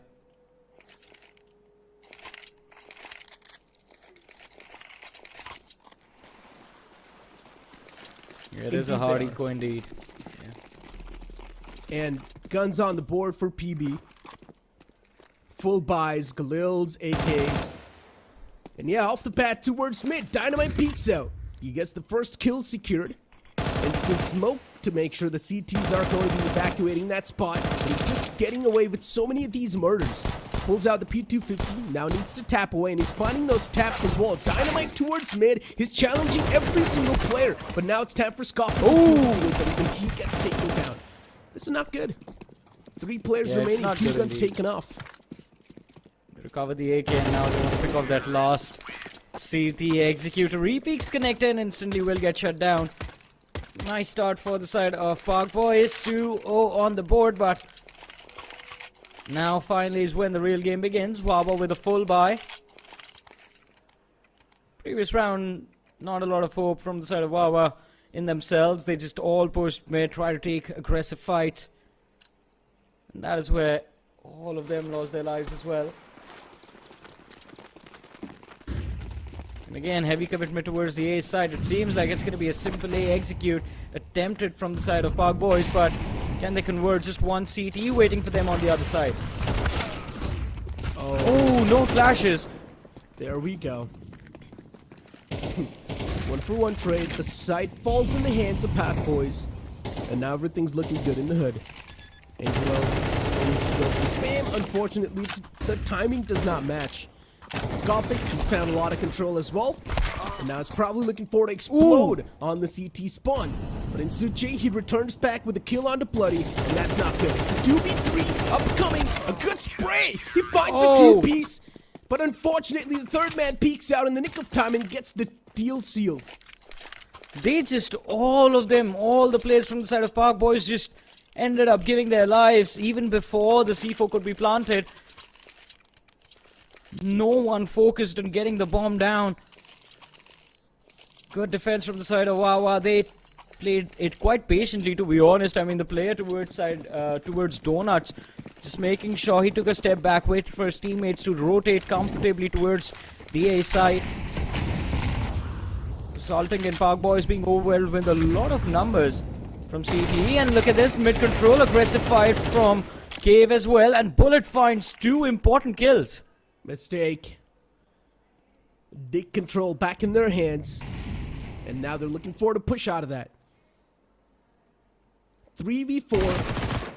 Man advantage in the hands of Wawa. It can be stolen away slowly and steadily.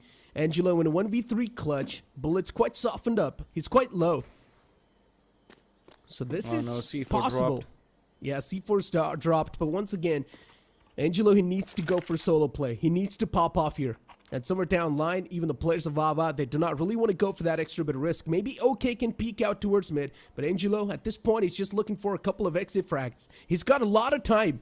He can definitely try to get a couple of more here. Yeah, it's not going to be easy, though, for sure. 1v3, Bullet is extremely low. Executor as well can be picked off quite easily, but hey, it's going to be the man that can cause a lot of trouble. Executor, the first one to fall. Now we're going to see a recheck. Oh, the crossfire was there. Okay, ready in towards Cave, and he had Bullet towards that B door. Both the players looking to make contact off of each other. The equalizer for Wawa. Now this can put them in the driving seat of this game, since Park Boys have been reset economically. Pretty much. Wawa, they are currently in the driving seat. They won the buy round. They've got the ARs on the board. Tech 9's on the board from the side of PB. What can they do? They cannot explore towards mid. They're already going for sunroom control, which they have found. Suchi, he gets one. He falls back. Bullet towards the site. Even he drops dead. But the AK towards the site's now starting to cause a lot of trouble. There's a bit of a crossfire between these two players, and Executor executes sharp towards Sunroom. A 1v4, Scoffix got no HP. He can't do anything at this point. He just needs to accept his fate. Yeah, I mean, they had nothing to work with, no utility, just Tech 9's the side of Park Boys, and yet they went for a 4-1 split play. Could have just pushed B ramp altogether, I believe. Try to overwhelm the side of Wawa with sheer numbers, but when as soon as an opportunity is given to them, to long range. Those AKs come in quite handy. 3-2, Wawa in a comfortable position now in this matchup. Have decent money to work with. And if they end up winning this round as well, Park Boys. First half. Lost a lot already in the first half. Angelo. All the players are just looking for to explode on mid. They're gonna find that control too, but they've taken a lot of damage. Executor, he's being incinerated alive, but he's alive for now. Shrouds himself inside of the smoke, but that crossfire sort of works out. Oh man, it's a dominant effect. The first man falls down, the rest keep on following up.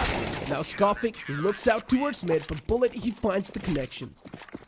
Yeah, there was a lot of aggression at the start of the round from the side of Wawa on A halls. They pushed all the way towards T-spawn, and from there, pushing through connector, and especially okay, staying alive in mid just changed everything. He stayed alive for so long that as soon as Wawa had connector control, they also had a man position towards Donut. It just gave complete control of mid to the side of Wawa and Park Boys. They were just stuck, cornered from every single direction, nowhere left to go. This time around, they are forced on an eco, and now they run it down towards the B side. The first kill secured. They're going to look for the second, and they find it without losing a single player. 2 weapons recovered. Not good. Maybe they can steal this round away from Wawa. Oh no, good molly. The player can get incinerated. He will die as well. Good Molotov.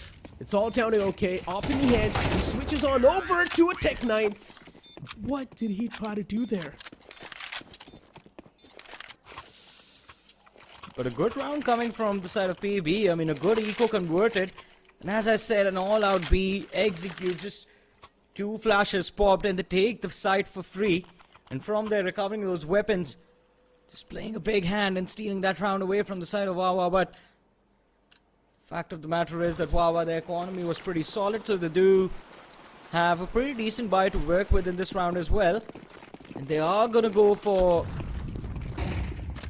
any commitment towards the mid and B. Damage traded out with a lot of utility. OK tucked in a corner. He's going to stay hidden. Finds the first. Kicks things off quite nicely. Retaliation on site. Oh my god, how did he find that kill? Famas, the second one drops dead. And now he can have a chance to reload. But he's still trying to play with that one single USB in the hand. He switches on over to the other weapon, and he gets the kill. Good stuff from Wawa. Just stopping the T's in the tracks. A lot of utilities being used perfectly. We're seeing those nades. We're seeing those Molotovs. I love to see it. Good job by Wawa to try and stop the T's in the tracks. And this type of resistance, I'm pretty sure PB has never faced before. Yeah, definitely. I mean, this one didn't even require the players who were rotating from the side of mid.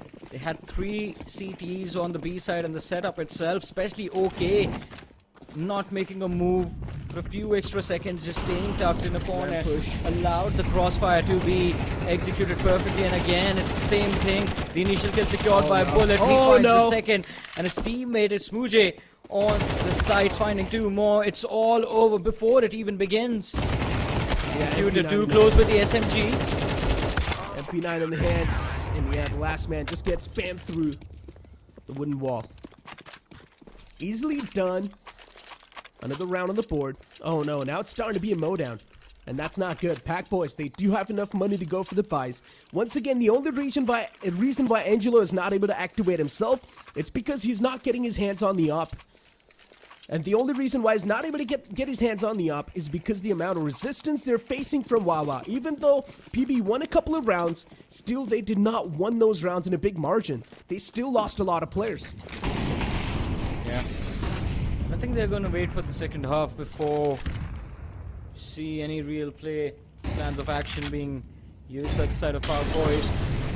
And this time forcing Freaky out of position. And yet executed 2 important kills. Bloody and Sharp shut down. Big. Oh my god. Not good.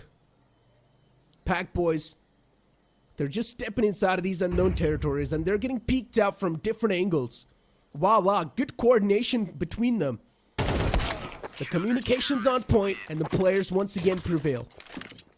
You see what I'm trying to say? Wawa are much more tactically better. Even Pack Boys are tactically good, but unfortunately, against Wawa, they're just not able to reply back well. Yeah. 7-3 right now. Last 2 rounds of the first half. And Pack Boys need at least one more on the T side itself to put themselves in a decent position and hope for a comeback in the second half. Let's see, it's a 4-1 split with the C4 being taken to B. Try and fight for some mid control, but no aggression from A-Halls. And it pays off. Executor with 2 important kills right outside A-Halls. Just shutting down Wawa before they make a move. Rough luck. A man towards ramp. He might just find the timing. Oh, this timing is quite good. He's found the site control. He can move all the way back towards CT if he wants to. C4 still in the back. It's not on the site just yet. The man's going to clear out completely through the cave. And he might just catch one terrorist slacking by. Dynamite exploring the ramps area. Needs to be careful from cave. Because the man could peek out anytime. Oh. Already the side's being abused. C4 picked up. C4's going to be planted soon. Bullet will hear the plant, so the call will be conveyed. And now finally the call will be conveyed as well as the bomb gets planted. Bullet's got no clue where the T's sneaked in from.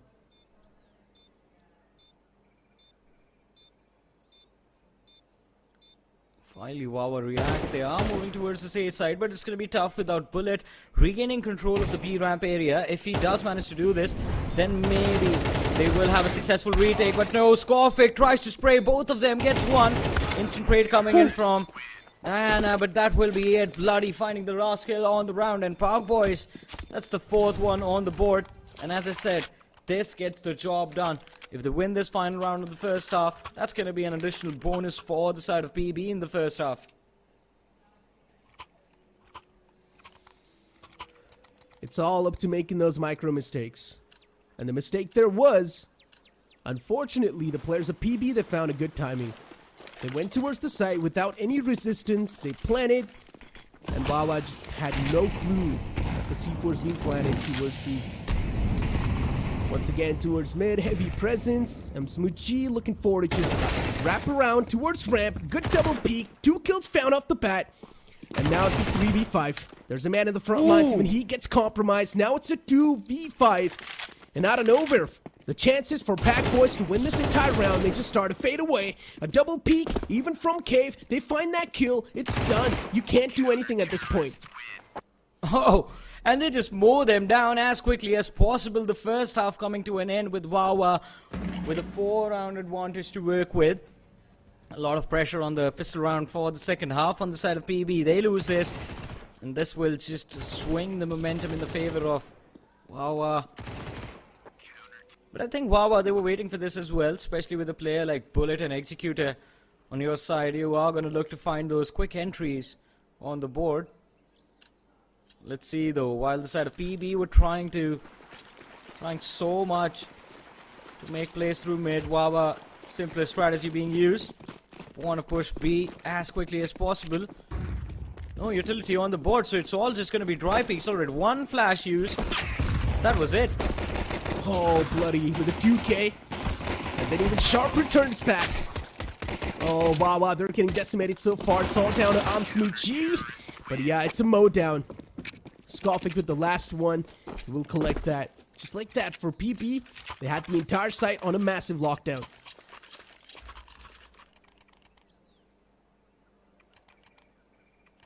Quite an interesting way to kick off the pistol round from the side of Wawa, to be honest. Just 1 flash on site, and they instantly just run in, all of them charging forward, looking for that B control. Just 1 man left to cause some panic on anyone holding Sunroom, but that wasn't enough. Just 1 kill secured in that previous round. Now PB, 2 M4s on the board, but a force fire from the side of Wawa is a surprise they weren't expecting. Diana with 2 important kills, tries to run away towards Donut. Is going to be spotted out. He has backup to work with. 1 kill secured. There's the second and an important one. The switch to the M4. Bloody has the farmhouse can work with. But Scorpic needs to be careful. There's one more behind him on Massive. site, and the distraction is nice enough to help Smooje secure that kill. 1v3. It's not gonna be easy. Position compromised. They know exactly where the last man is. And the C4 is being planted on the complete opposite site. Oh, good mind games. And now Bloody has a chance to catch at least one off guard. The duel will be isolated. Nice. And he finds that. Another man starting to push it close and personal towards CT. They need to go for a bait and switch here. Insmooji does not have a lot of HP, so bait Insmooji and bullet from the back will peek out at the same time. It will be done and dusted. They have a good fire over here being held. And all they need to do is just communicate better. First man found. Yeah, and instantly second man was as well going for the peak, but Insmooji is going to be the one to seal the deal. How many was that? This man just cleaned up everything for his team in that previous round. A phenomenal performance from Smooje. And guess what? PB, the reset is there. The force by, they make it work. The side of wow, quite phenomenal. It was a risky move to be honest, that but shot. individual brilliance put on display. 9-5. They can get themselves double digits now. Yeah, It's nothing but upgraded pistols for PB. yeah. D-Goals and 1 MP9. And Dynamite is already pushed up close and personal. The site's being abused. They know it's better to hit the site instead of just linger around all across the board. Good Molotov. The man's getting incinerated. But still, Angelo finds a two-piece before getting taken down. Massive numbers being put up by Angelo. He was the win condition. He proves out to be the win condition. And now this entire take's starting to fall apart. And just like that, What? another eco round being pulled off, but this time by PB. Yeah, they answer back quite nicely. The lads from the side of PB and Eco answered with another Eco, 9-6. Now it seems like there's going to be a nice little back and forth between these two sides because... Wow, what options do they have? Are they going to try and go for a force? I do see two Galils being brought to the board. Two Tech 9s. In terms of utility, enough has been bought to try and take side control as quickly as possible, but Park Boys, a tactical timeout being used. I wonder what is going through their head. Because if they win this, I mean, it should bring them extremely close to the side of Wawa in the next few rounds. But if they lose, you can just swing the momentum completely in the favor of the opposing side.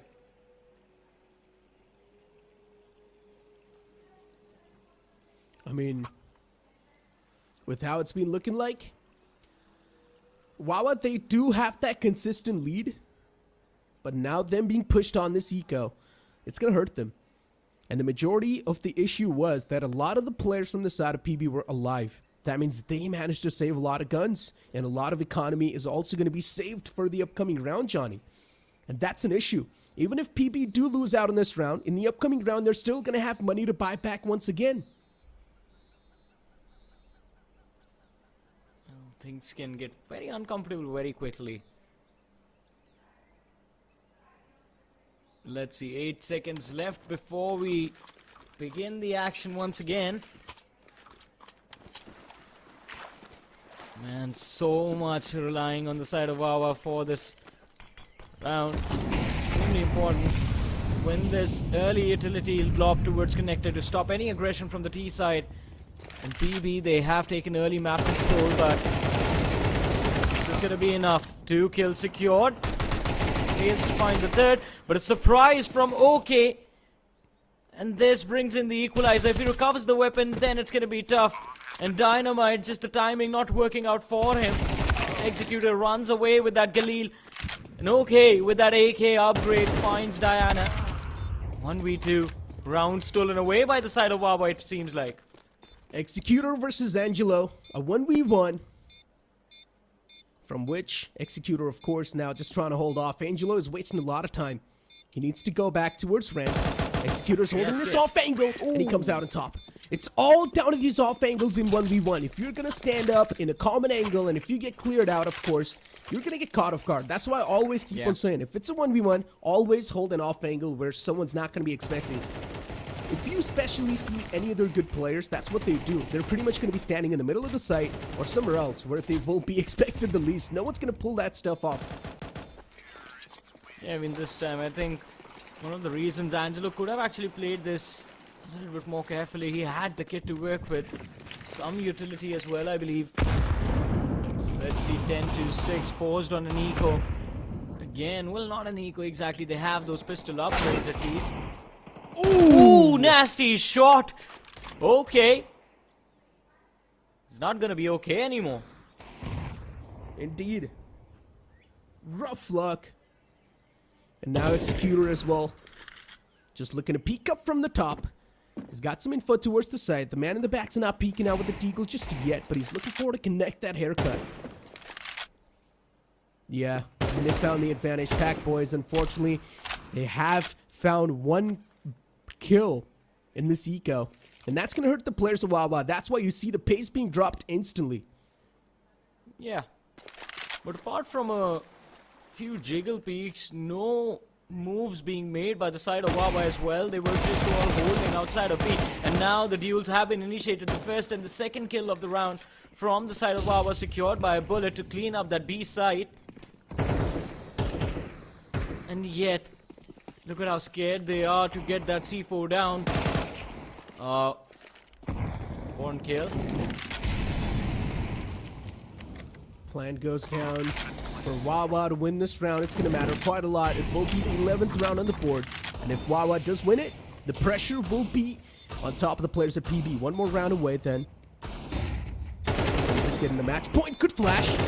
Man gets blinded completely. AK spray missed out, but it's okay as long as you've got your teammates back. Blunders happening on both the sides. That summer down line. Last man's position isn't compromised if he spray, but he still wins it. Oh, he almost messed it up, though, Necro. That was scary, and especially with how many shots Dan has been able to connect with those deagles. Anything could have happened, but 11-6. Wow. Still in the driving seat of this game, and PB, they need to be very careful. No money left in the back. If they lose this, they are going to be stuck in a very awkward position going into the final round of this map.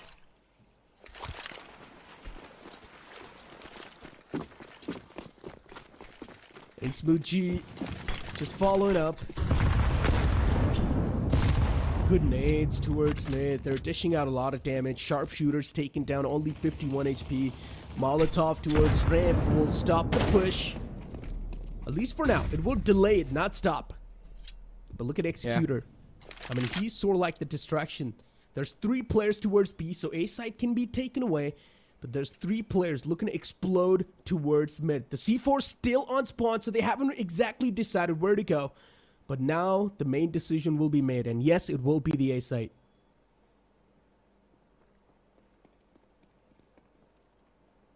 Well, slowly and steadily they are scaling up, but PB, it seems like they are prepared for this A hit as well. Wawa still undecided on where they want to move through mid. Taking their sweet time. Finally some utility pop. Flashes to take mid control away from the side of PB, and they are going to face a challenge. Look at that crossfire setup. You have 2 players waiting in cave, and at any time they can swing catwalk and just sandwich the players from the side of Wawa. For donor control dynamite, he's set and ready for action. Still falls. Angel finding the first trade kill of the round on A side. Uh-oh. 2v2. The teaser replying back stronger. He's got the offense. That's it. Man advantage secured. But even Angel is able to reply back in the same fashion, so that's not good. And Smooth G can now feel the pressure. He's just running and cutting, and he still wins it somehow. Angelo, he wasn't even going for the shift walk. He was just pressing W. Yeah, and he's taken a lot of damage as well with the early engagements. First from side, second from Donut. So he was already pretty withered.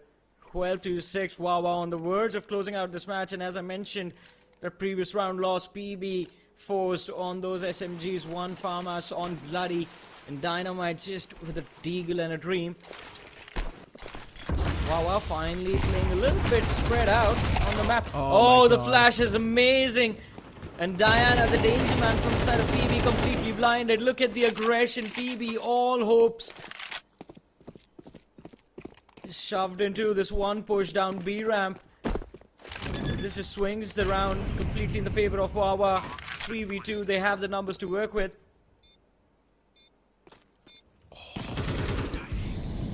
huge, but Executor gets the kill anyway, so it doesn't matter. Who would have expected so much of a resistance from Wawa?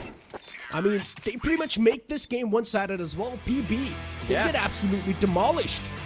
A one-sided game once again from the side of PB, and it's looking quite good and comfortable. And just like that, Wawa, they get this entire stuff in their hand in a really good way. Along with that, guess what? Park Boys, they were the ones who picked this map to begin with. So, Wawa, this domination of theirs just pretty much solidifies this entire series in their hands. Now, all that is left to see is what they can do on the decider, Nuke. Now, if they bring it back on the board, it's going to be quite interesting. But Park Boys, we've seen them on Nuke before, to be honest. And even the last time was a little bit of an interesting affair. But today, Wawa looking extremely comfortable, if I'm being honest. I'm expecting Nuke to be a little bit more closer, but 12-6 is not close at all. It's a one-sided game, that's for sure. True. But we all expected this one to go super close, considering it's the map of Ancient. We've seen Pac Boys play. We've seen Wawa play. Wawa making it completely one-sided really makes us question. Pac Boys, they're currently on the first spot in the leaderboards.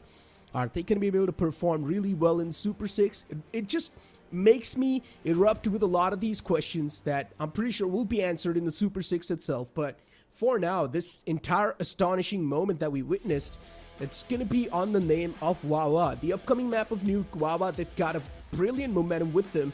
And they're just pretty much going to look forward to W key in the map of Nuke as well. They're just going to try to move up. Yeah. One thing is for sure, I mean, we saw a lot of interesting eco rounds in this game, and that was exciting. In the initial stages, PV, I mean, they got my hopes up, especially with the first 3 rounds and how they won them. But then Wawa, I think once they got comfortable one in Smooche and Executor came online, especially Bullet in that second half as well, was extremely phenomenal. It was difficult for Park Boys to shut them down. Indeed it was. I mean, Dynamite 2, in general, he was trying his best to sort of follow back up with the teammates, but Pac Boys, they were just getting mowed down. As I mentioned, Pac Boys, yes, they have been dominating, but this is their first time facing off against Wawa, and Wawa, they're tactically much more better compared to all the other teams that we've seen. CM, they like to focus on their mechanics. Then you speak about PB, they like to focus on their mechanics, but also a little bit of that tactical aspect. But then Wawa, they're really tactically well, and of course their mechanics match up as well. So in general, this type of resistance that PB faced, now they need to adapt on the fly on the map of Nuke. If they're not able to do so, the same thing will repeat what happened on Ancient. Yeah. I think that is what they will try their level best to avoid a repeat of the last round, a recap of the last round over there. Last ditch effort from the side of PB to stop Wawa in their tracks, but an unsuccessful one. And look at that, in Smooche, in an incredible form, Executor and Bullet doing a phenomenal job as well. 180 for Executor, but from the side of Park Boys, it was just the IGL who tried his level best to hold on to the reins. Dynamite and Skofik. Skofik has been, again, I said this before we began with map 1, Skofik from the side of Park Boys, he is the only consistent player from their side. Indeed he is. I mean, look at the entire player versus player comparison too. Insmooji is a little bit ahead. And this is the first time we've seen Insmooji pop off this well. So that means facing off against the players of PB, it just gave him a lot of that confidence that was needed.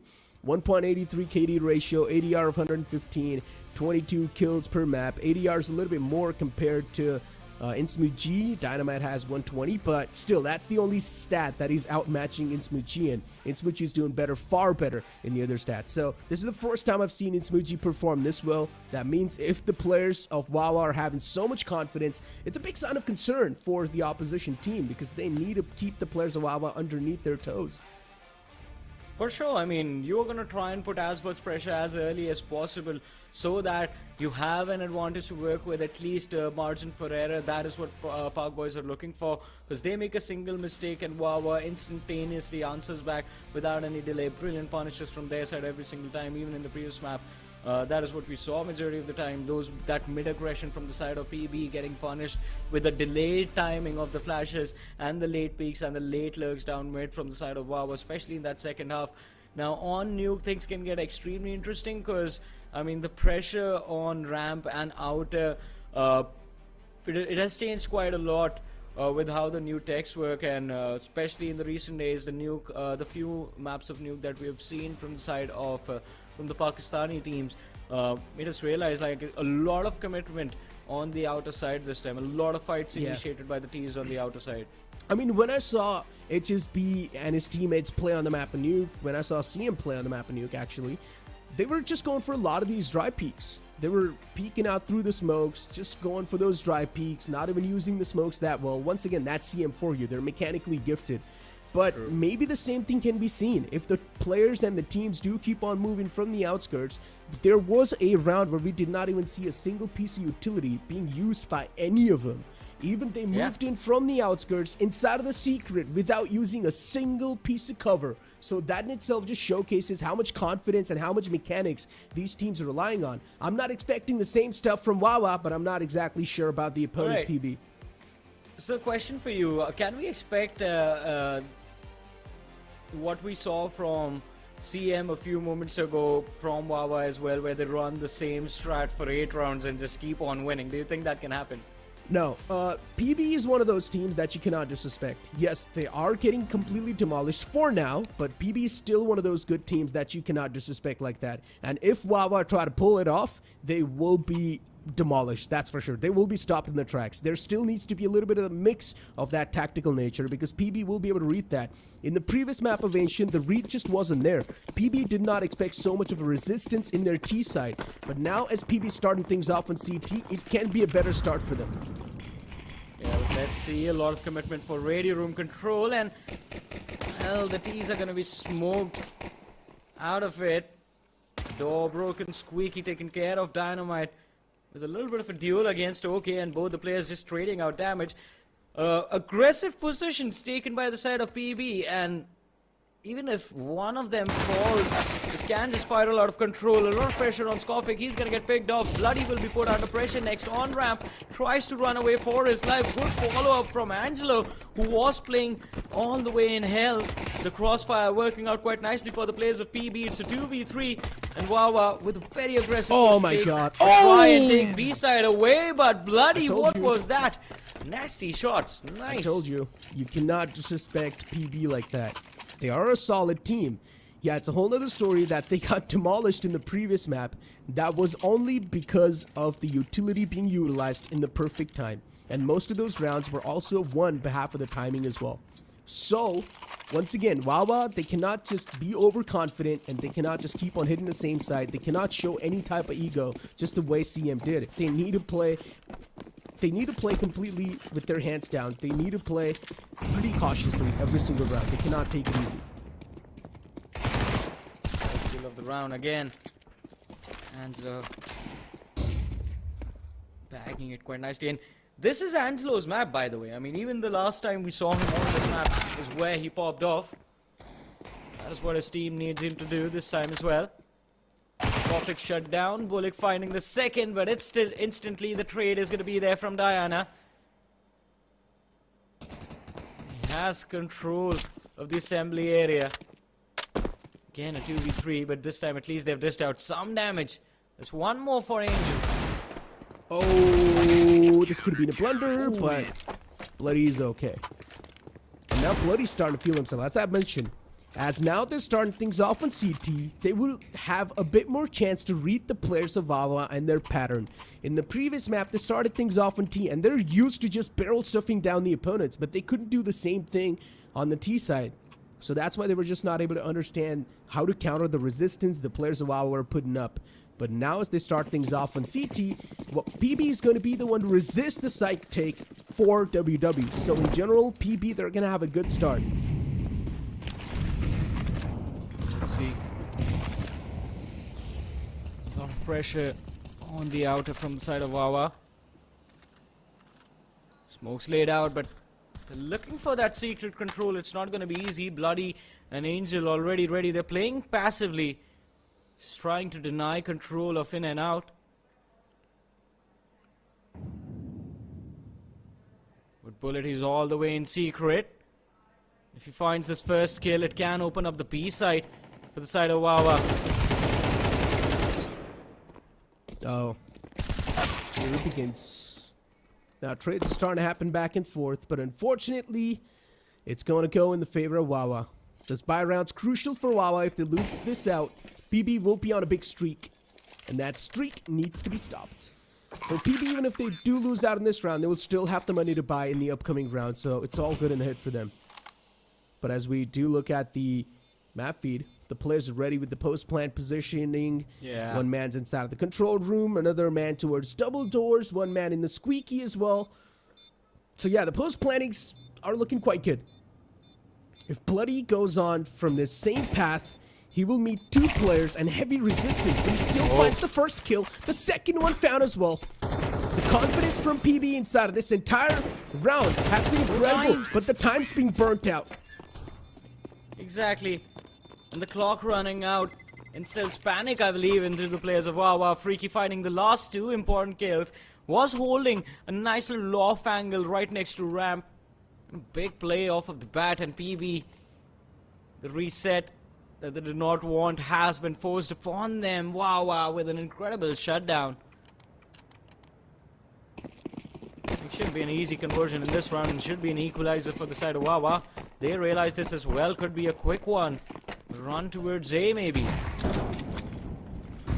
That's what they're doing. Oh, CZ in his hands. I'm not sure how good of a move this is going to be, but they're still able to get the trades. 2 guns off, 3 guns still on the board. These CZs are not able to find that much damage. And Bloody falls back. Oh, good nade. But Bloody with the CZ is still a bit of a threat. And he's just playing around with the food now. Yeah, Bloody found Skofik, last man with the dual Berettas on the site. Skofik can't do anything. Yeah, I mean, it's going to be tough. Those perfect headshots are connected point blank. And the players from the side of Wawa just whiff everything. But Skofik, yeah, he wants to be the aggressor in this fight. It's going to be so tough for him to come out on top in this situation. Moves forward, spotted out. Should be the final few shots.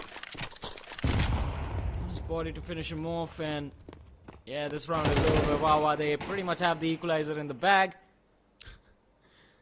He's got 1 HP. Jumps on top of the gap, running through heads.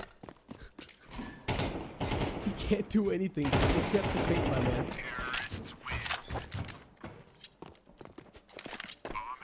Just want to frustrate the opposition as much as possible before he went out. But I think an important round win for Wawa gives them a little bit more stability in terms of money. And of course, the equalizer, even more important. PB now. Back to square one. Are going to try and build their money inside of the game again.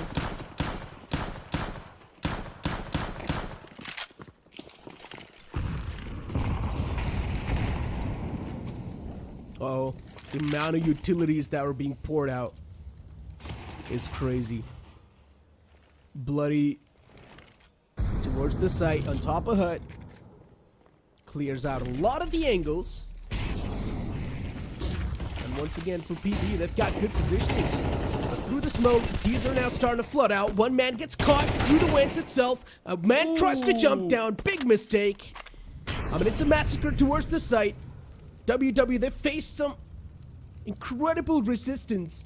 And this entire push they try to make is now going to come tumbling down. Executor, he's still got the C4 on the back. So he can still keep on moving towards the B site. But look at Insmoochie. He can be the massive playmaker. If he finds that perfect lurk, he's going to be able to find those 2 crucial kills that are needed. But somewhere down line, the CTs are aware of the fact that there might just be a man moving in from heaven soon enough. Insmoochie, he's wasting a lot of time at this point. He needs to be a little bit more quick on that lurk. Or maybe just go and reunite with your teammate. He needs your help. Yeah, it's going to be tough though. Left, it's just him. Finds the first.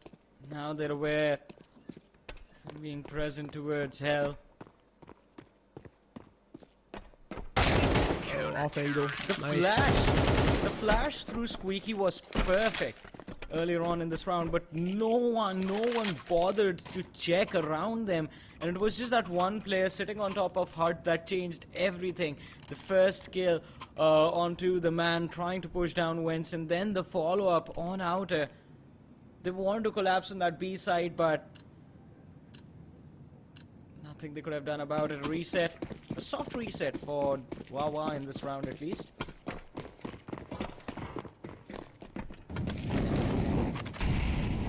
As you mentioned, a soft reset.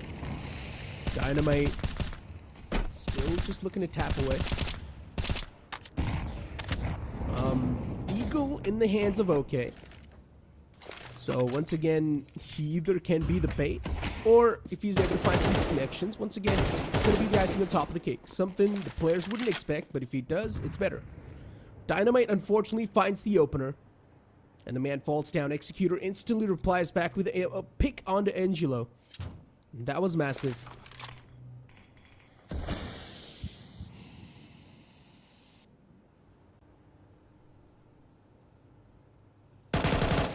Oh, awkward. Bullet catches the man lurking. Oh, still comes out on top. Even though Executor had the advantage, Skofik just flicks on, finds a 2K. This is huge from Skofik. PB, they've got the advantage. And now the players of Wawa looking pretty desperate. Initial dink found on a bullet, but unfortunately still can't win the duel. Skofik's way too low, but he's got the off angle. He can maybe catch the player off guard, but I'm pretty sure the man in the front will try to check these corners. Will try to check these angles. Yep, he will. Really? Oh, he does. It's a common angle.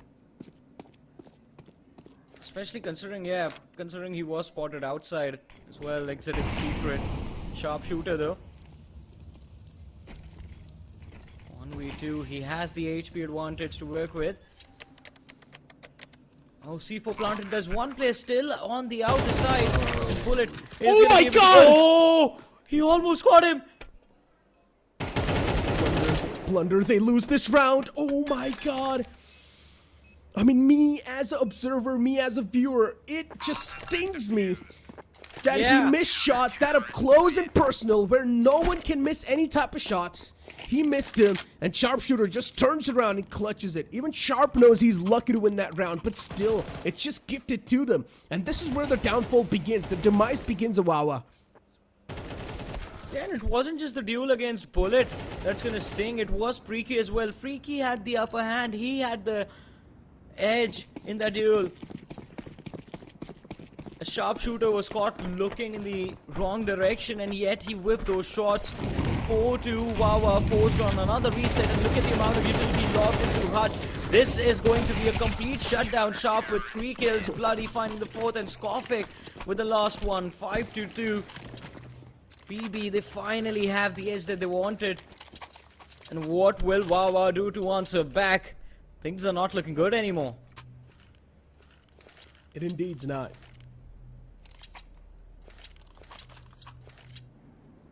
5 rounds on the board, back to back. This time, as I mentioned, you cannot disrespect PB like that.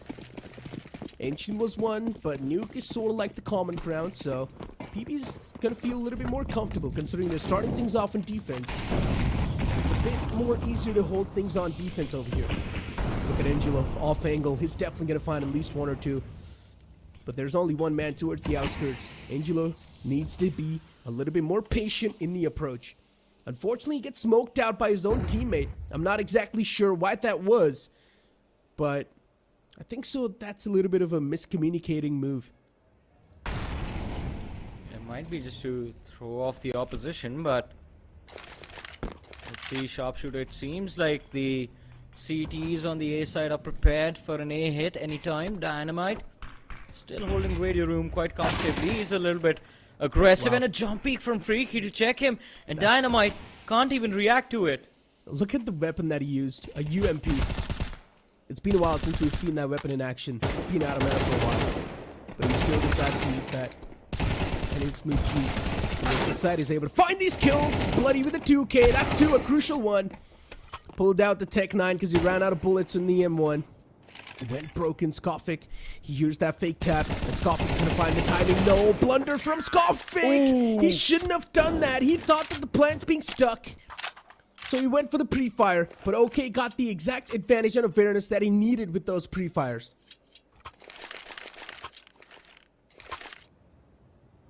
Oh man, both of them ended up whiffing so many shots from the spray.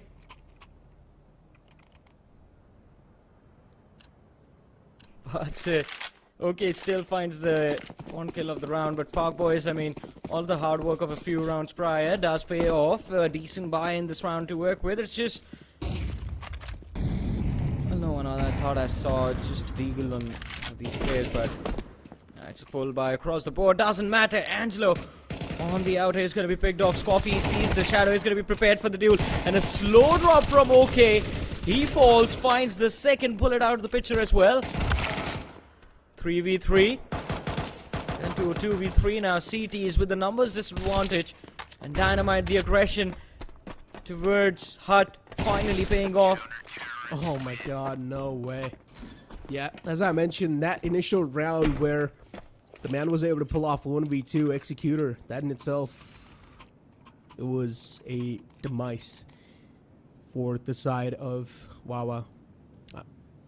And Bloody is of course going to have so much confidence after a clutch like that. Even Scoffix feeling himself. Even he's playing really good. Sharpshooters also on the same page. Angelo is doing a great job providing that support. Dynamite being the ideal, making good calls. The amount of resistance the players of Wawa are facing, they're just not able to find any type of good footing on the site. So many issues in one single round can be spotted. And those issues are still not being ironed out. And look at this. Scoffix once away gets away with murder. This is the problem. Yeah. But I mean, PB, can they keep this going on P side as well now? That's the question that I'm asking myself. On the CT side, at least things a little easier. That hero AK is still in play. Trying to approach this ramp area with no utility, no flashes. It's going to be tough. And Dynamite finding the first freaky damage as well. Easy kill for Angelo to secure. Yeah, it's over this round. Yeah, no, it's a hunt. The players of PB, they're on a purge. Oh. And then there's another man with backlines. This is a little bit awkward. He throws the M1 in the front too.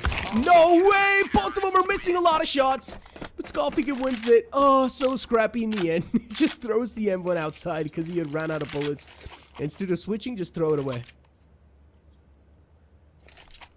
Well, 7-3, last two rounds of this half.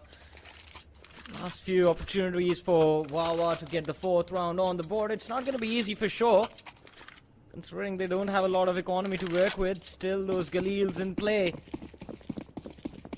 3 AKs in hand, though. And Park Boys, I mean, were they hoping for Nuke or Mirage as their first map?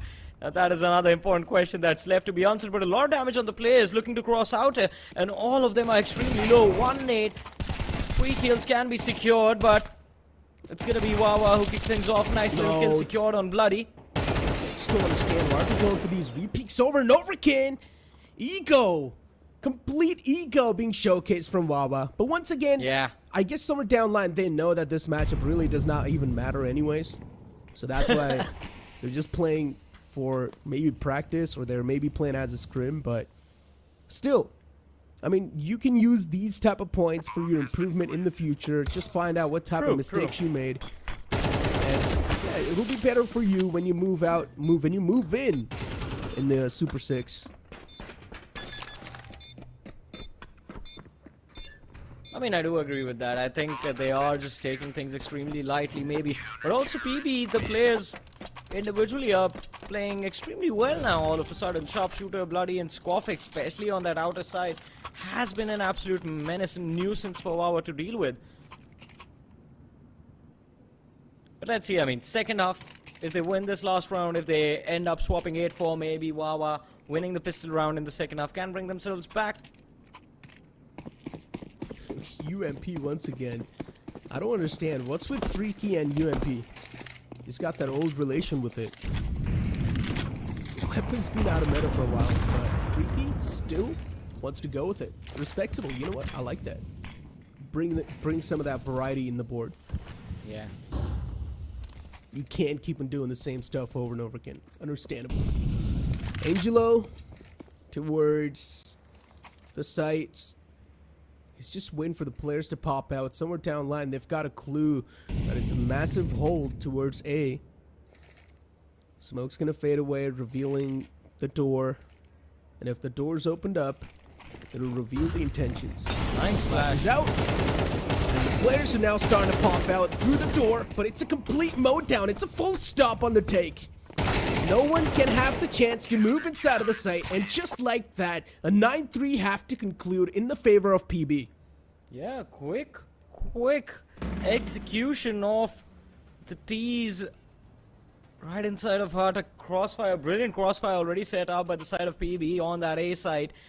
And I think it was important for Angel as well, as he dodged the flash, found the first kill, allowed his teammate sitting on top of Raptors and on top of Hut to get the other two.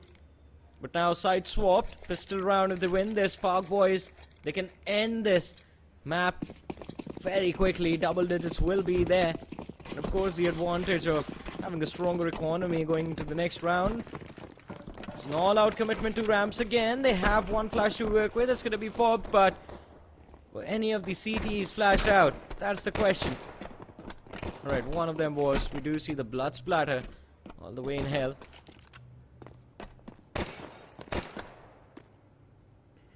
Oh, I mean, they've already found a lot of map control. PB. Yeah. This is exactly what happened to the PB in the previous map of Ancient. And now, it's karma hitting the players of WW. Let's see. Ooh, nice kill from Dynamite. Finds Executor. They have the upper hand in terms of numbers, but here's the trade from Bullet. C4 is still not on side, but Dynamite opening those double doors finds another one. And Wawa, I think, still not able to decide where the C4 is being taken. Finally, the plant initiated on B side. Dynamite has some sort of backup on two double doors, but is going to be needed on the side itself, and ends the round with an impressive 3K. And there it is, double digits on the board, 10-3. PB with a very massive lead in this game already. And Wawa, are they going to go for a force? This is going to be too risky.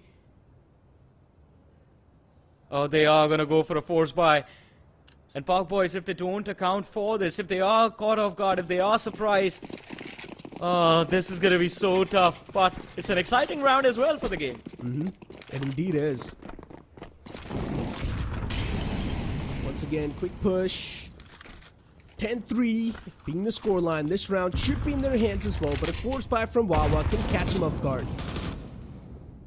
And for Dynamite, still looking forward to explore the site a bit more towards Silo. There's no one, so he can still move on.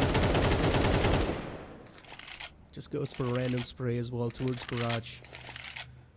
Not going to catch any hurt. Any of the players in the front. Ooh, wanted to go for that headshot abuse right there. Gets spotted, but Bullet is the one to come out on top.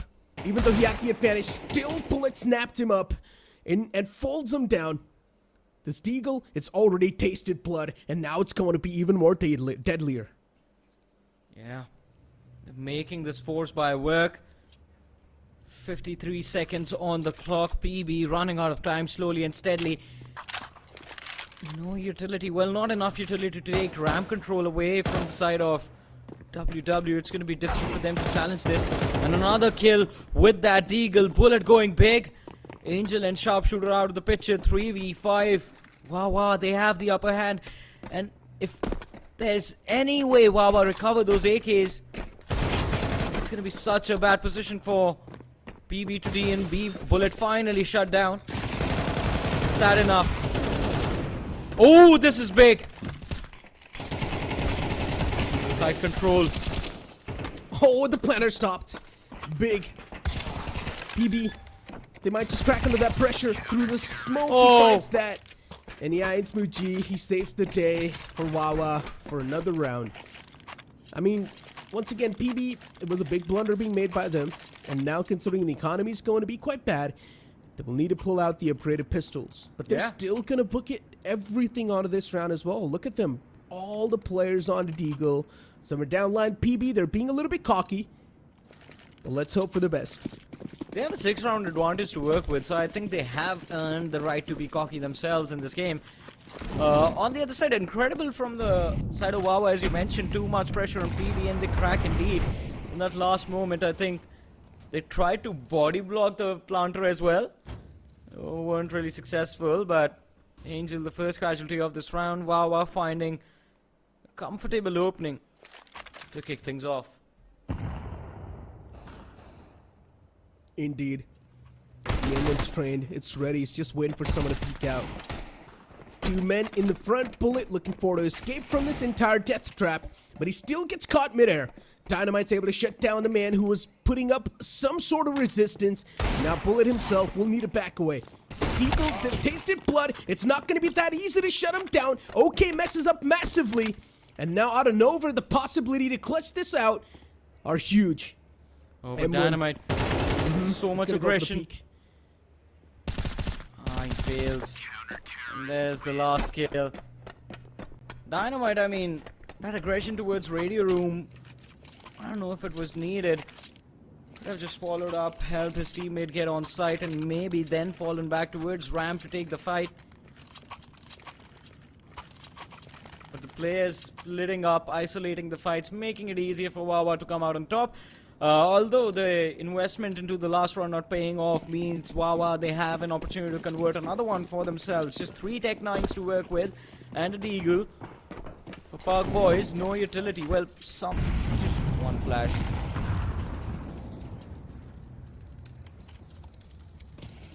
Well, all the players just gathered up in lobby. Good pop flash to pop out of the sights. It's going to be a mowdown as expected. There's no way they stand a chance. And that's what was meant to be as well. PB, they knew that they're going to get mowed down anyway, so it's just better to walk out on the site. And now PB, they're going to have better buys. AKs in the hands, and this is where PB will showcase that real gameplay. Yeah, and they need to shut down Wawa right now. Otherwise, Wawa is going to, well, they will have almost made a comeback in this game, because look at the economy. It has started to stabilize. That free round in that free previous round puts them in a much better position now. Did not lose a single player. That was the best case scenario for Park Boys, I believe. That was what they were trying to do, just pop flash into the site, find a few kills for themselves, but wasn't really the case. Trade flashes on towards outer. They are expecting that counter aggression from the CT side, but a duel for control room. Bullet coming out on top. Not really how Park Boys thought. We're going to kick things off in this round. Still pullable. Oh, mistake being made though. A 2v5. Man gets spotted towards connector. He looks back. Dynamite faces resistance from the site. And he out and over. All the pieces of the puzzles, they're now starting to fall into place. Good round from Wawa. On the CT side, even they're looking quite comfortable. It is a CT-sided map though, so it makes sense. Yeah. Apart from that, I mean, Park Boys with how they start things off on the pistol round. I did not expect Wawa to be able to bring themselves back in this comfortably. Look at the amount of money they have in the bank now. Another reset for Park Boys. 3 Eagles to work with this round.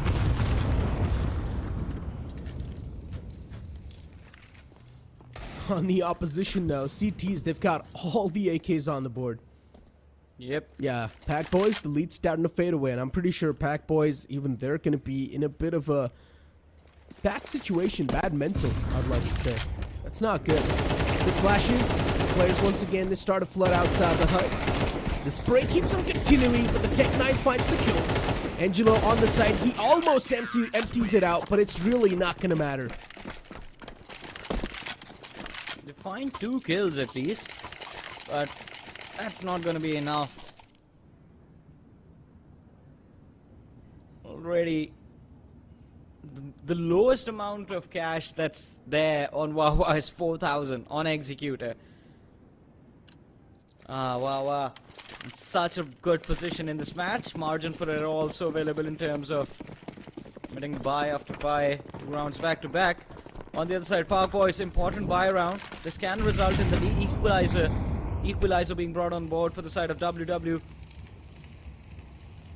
They again want to make the same play. An early duel in control room and then maybe a follow-up from Hut. A lot of utility exchange on that A side. Here comes the push.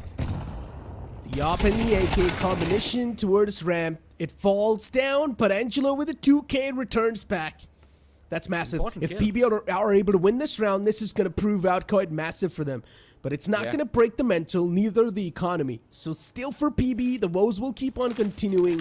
The threat will still be there, but at least it can be a bit of a sigh of relief. Insmoochie wraps around from the back, gets the kill, instantly backs away, fiddling around with the enemy mines. The man almost could have been caught fading away. Angelo left all by himself, the young prodigy from the side of PB to try and do anything, but he gets denied. Oh, the late look on towards out. It just shuts down everything. All signs of hope just snatched from the hands of Park Boys. Wow, wow, what an incredible move from Insmoochie. Look at that, Park Boys forced to take a timeout as instead of 5, there are just 4 of them left.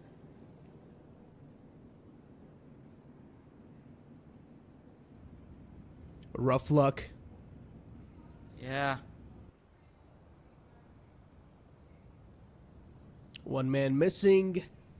He will be back soon, though. Sharpshooter has been playing really well. I mean, look at the players from the side of PB. All of them, they've got equal kills. But if you look at their deaths, even they're quite equal. So, once again, the main issue is, on the CT side, they're able to play it really well. On the T side, they're just not able to get anything done. And that's why the death count is so much higher.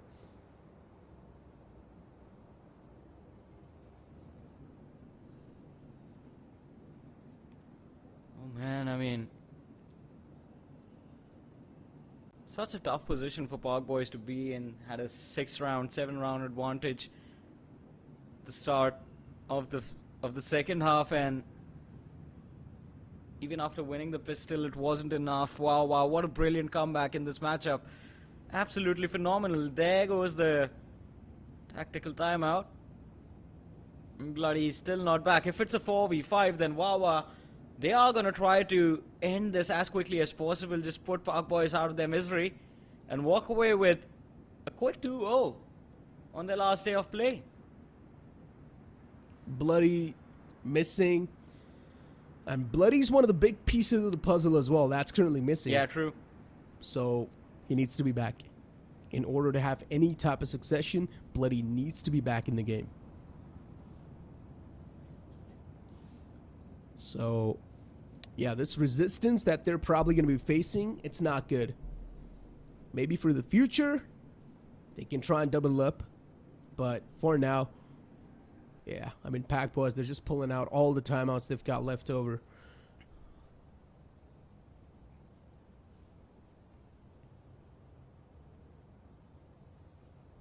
I think they're going to run out of tactical timeout soon. Might be the second last one that they have.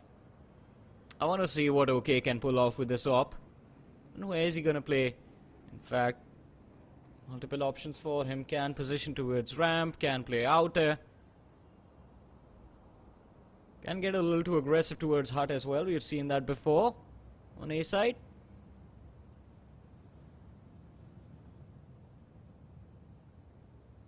Do you think he's going to be back before PB run out of their timeouts? Only time can answer such question. And for now, it's a tech pause, Johnny. Yeah. Yay. It's going to be here for at least like 10 minutes. So, yeah. I think that is the official duration as well. According to the rule book for a tech timeout. But let's see. Can't really do anything about this. I mean, we have to wait for Bloody. And this is the last map of the day. Oh, The Johnny, last you series know? on broadcast. There's one more matchup tomorrow that's happening off air, ladies and gentlemen. It's going to be Comid against Mystic.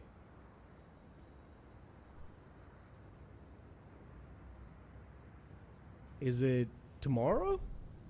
Yeah, it is tomorrow. Yeah, 2nd February. Wait, no. Is it tomorrow? No, it's supposed to have happened yesterday. Yeah. Maybe it My did apologies. happen Today's the offline. last day. Yeah. Still haven't gotten the results for that matchup, so once again, we're not exactly sure. But whatever the results are, one thing we know is that we're in a tech pause for now.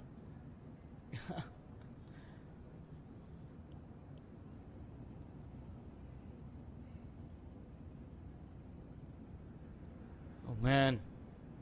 The longer Bloody stays out of it, I think the more and more eager Wawa are gonna be to jump back into the game. They just want to end this as quickly as possible, and especially now that they realize that they have a massive advantage to work with inside of this game in terms of the economy. Just one round separating the two sides, and this can potentially be one of the last few buy rounds for the side of PB, depending on how they manage their economy in the next few.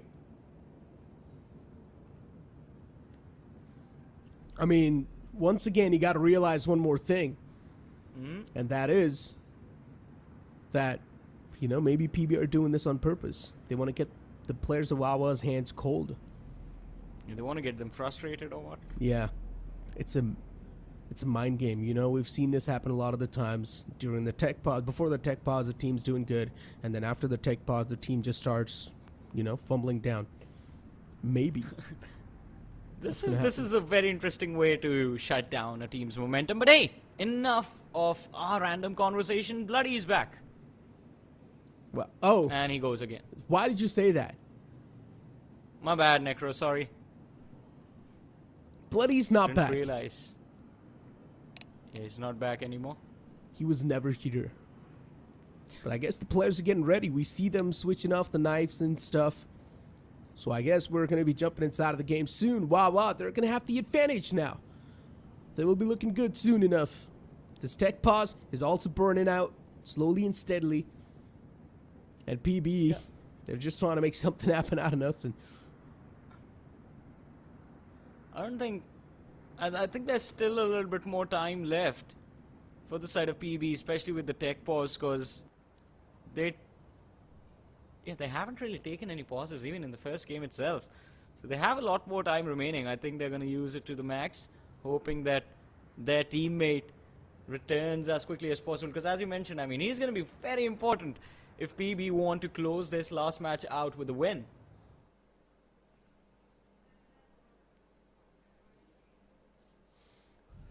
I mean, He's facing PB, some connection issues because he's there. I mean, he's right there. Maybe he's not able to connect in the server. Yeah. Oh, I think he's back. He is? No. Their hands are getting cold. Wow, Bullet and Freaky missing. No. So Maybe we're all losing this two time. players from the side of. Maybe all this time it was Bullet and Freaky. Yeah. I don't think so. I think we still saw them in the server. What are you talking about? I'm trying to create one of those anime stories, you know? Like, you think that, oh, it's this, and then at the last moment you find, no, the person who we trusted the most was the traitor. Classic anime approach to a CS2 game. Did you say traitor or trader? Traitor, but in the accent, you say traitor. Yeah, I mean, it is also CS, so would be trading skins. Maybe. I mean, I've only got some sand dunes. Oh. Some It's okay, I safari have mesh, nothing. sand dunes. All that includes dust on it. That's what I've got. And that too? Everything's battle scarred. Yeah, exactly. That too, battle scarred. Do you want it?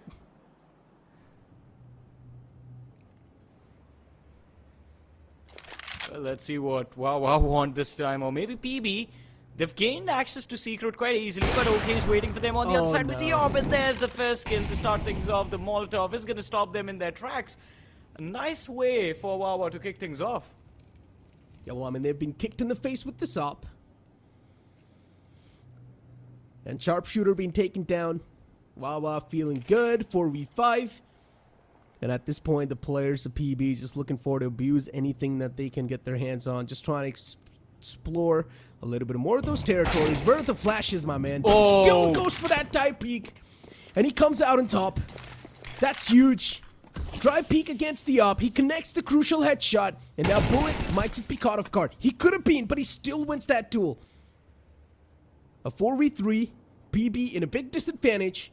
A-side can't fall in their hands because Scarfix found the heaven control, and he should be able to just astonish the players in the front lines. He almost could have, but what a great headshot. The man behind vents, he catches him, but even he gets spotted out soon. A 2v1, bloody, going for the plant, and the man in the front's gonna peek out, but unfortunately he should have went for the commit.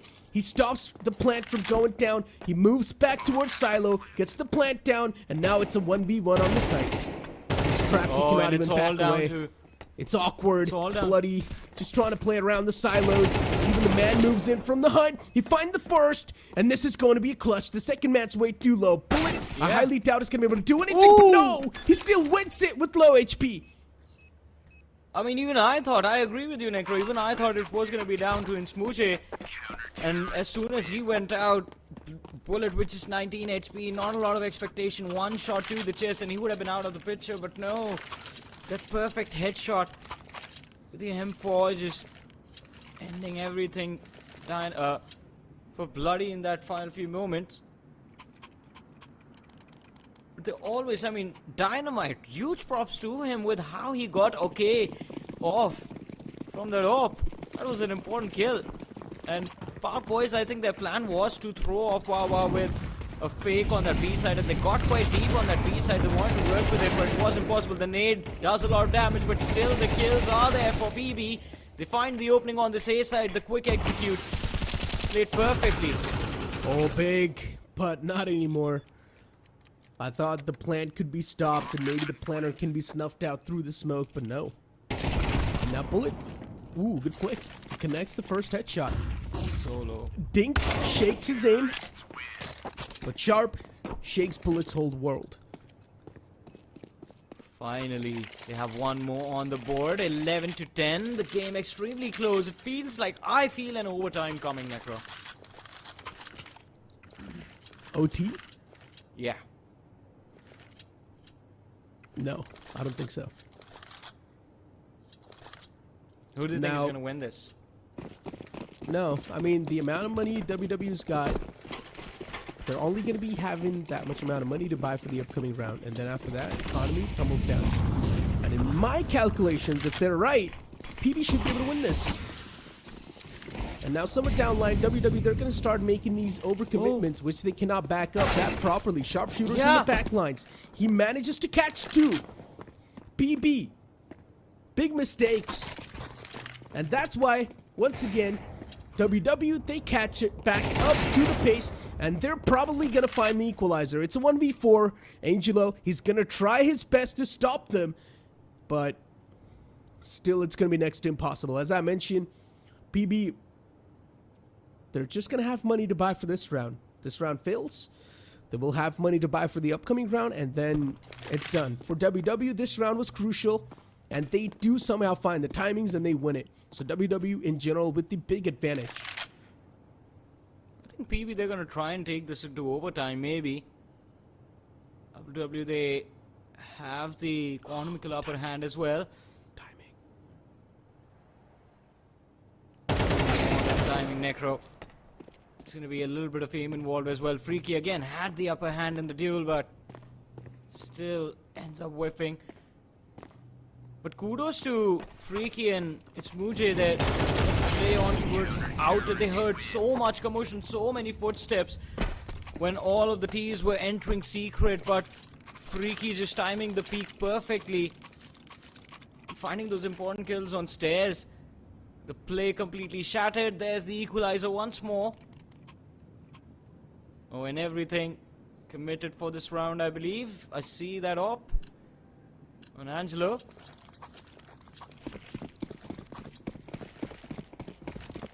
Once again, for Angelo to actually find a lot of value, Wawa need overcommitment. And we don't see that happen that much. Wawa, they're playing this one quite tactically sound. And for it to activate the CTs, they need to make some mistakes. But even OK's op is ready and trained towards the outskirts. Just waiting for someone to walk in his crosshairs, but I highly doubt that's going to happen. Bullet spam around the corner, gives his position away, but it's completely fine. PB playing it slow and steady. That's what happens. When you buy op, you can just never force any type of rounds to rush up. You need to play slow with the op. You need to make sure that the opper is finding the initial connection, and then only the push can actually happen. If the opper's not able to find that, well then rely on the AKs once again and just hope that the opper is going to be able to do good in up close and personal combat, which is highly likely cannot happen, but sometimes it does.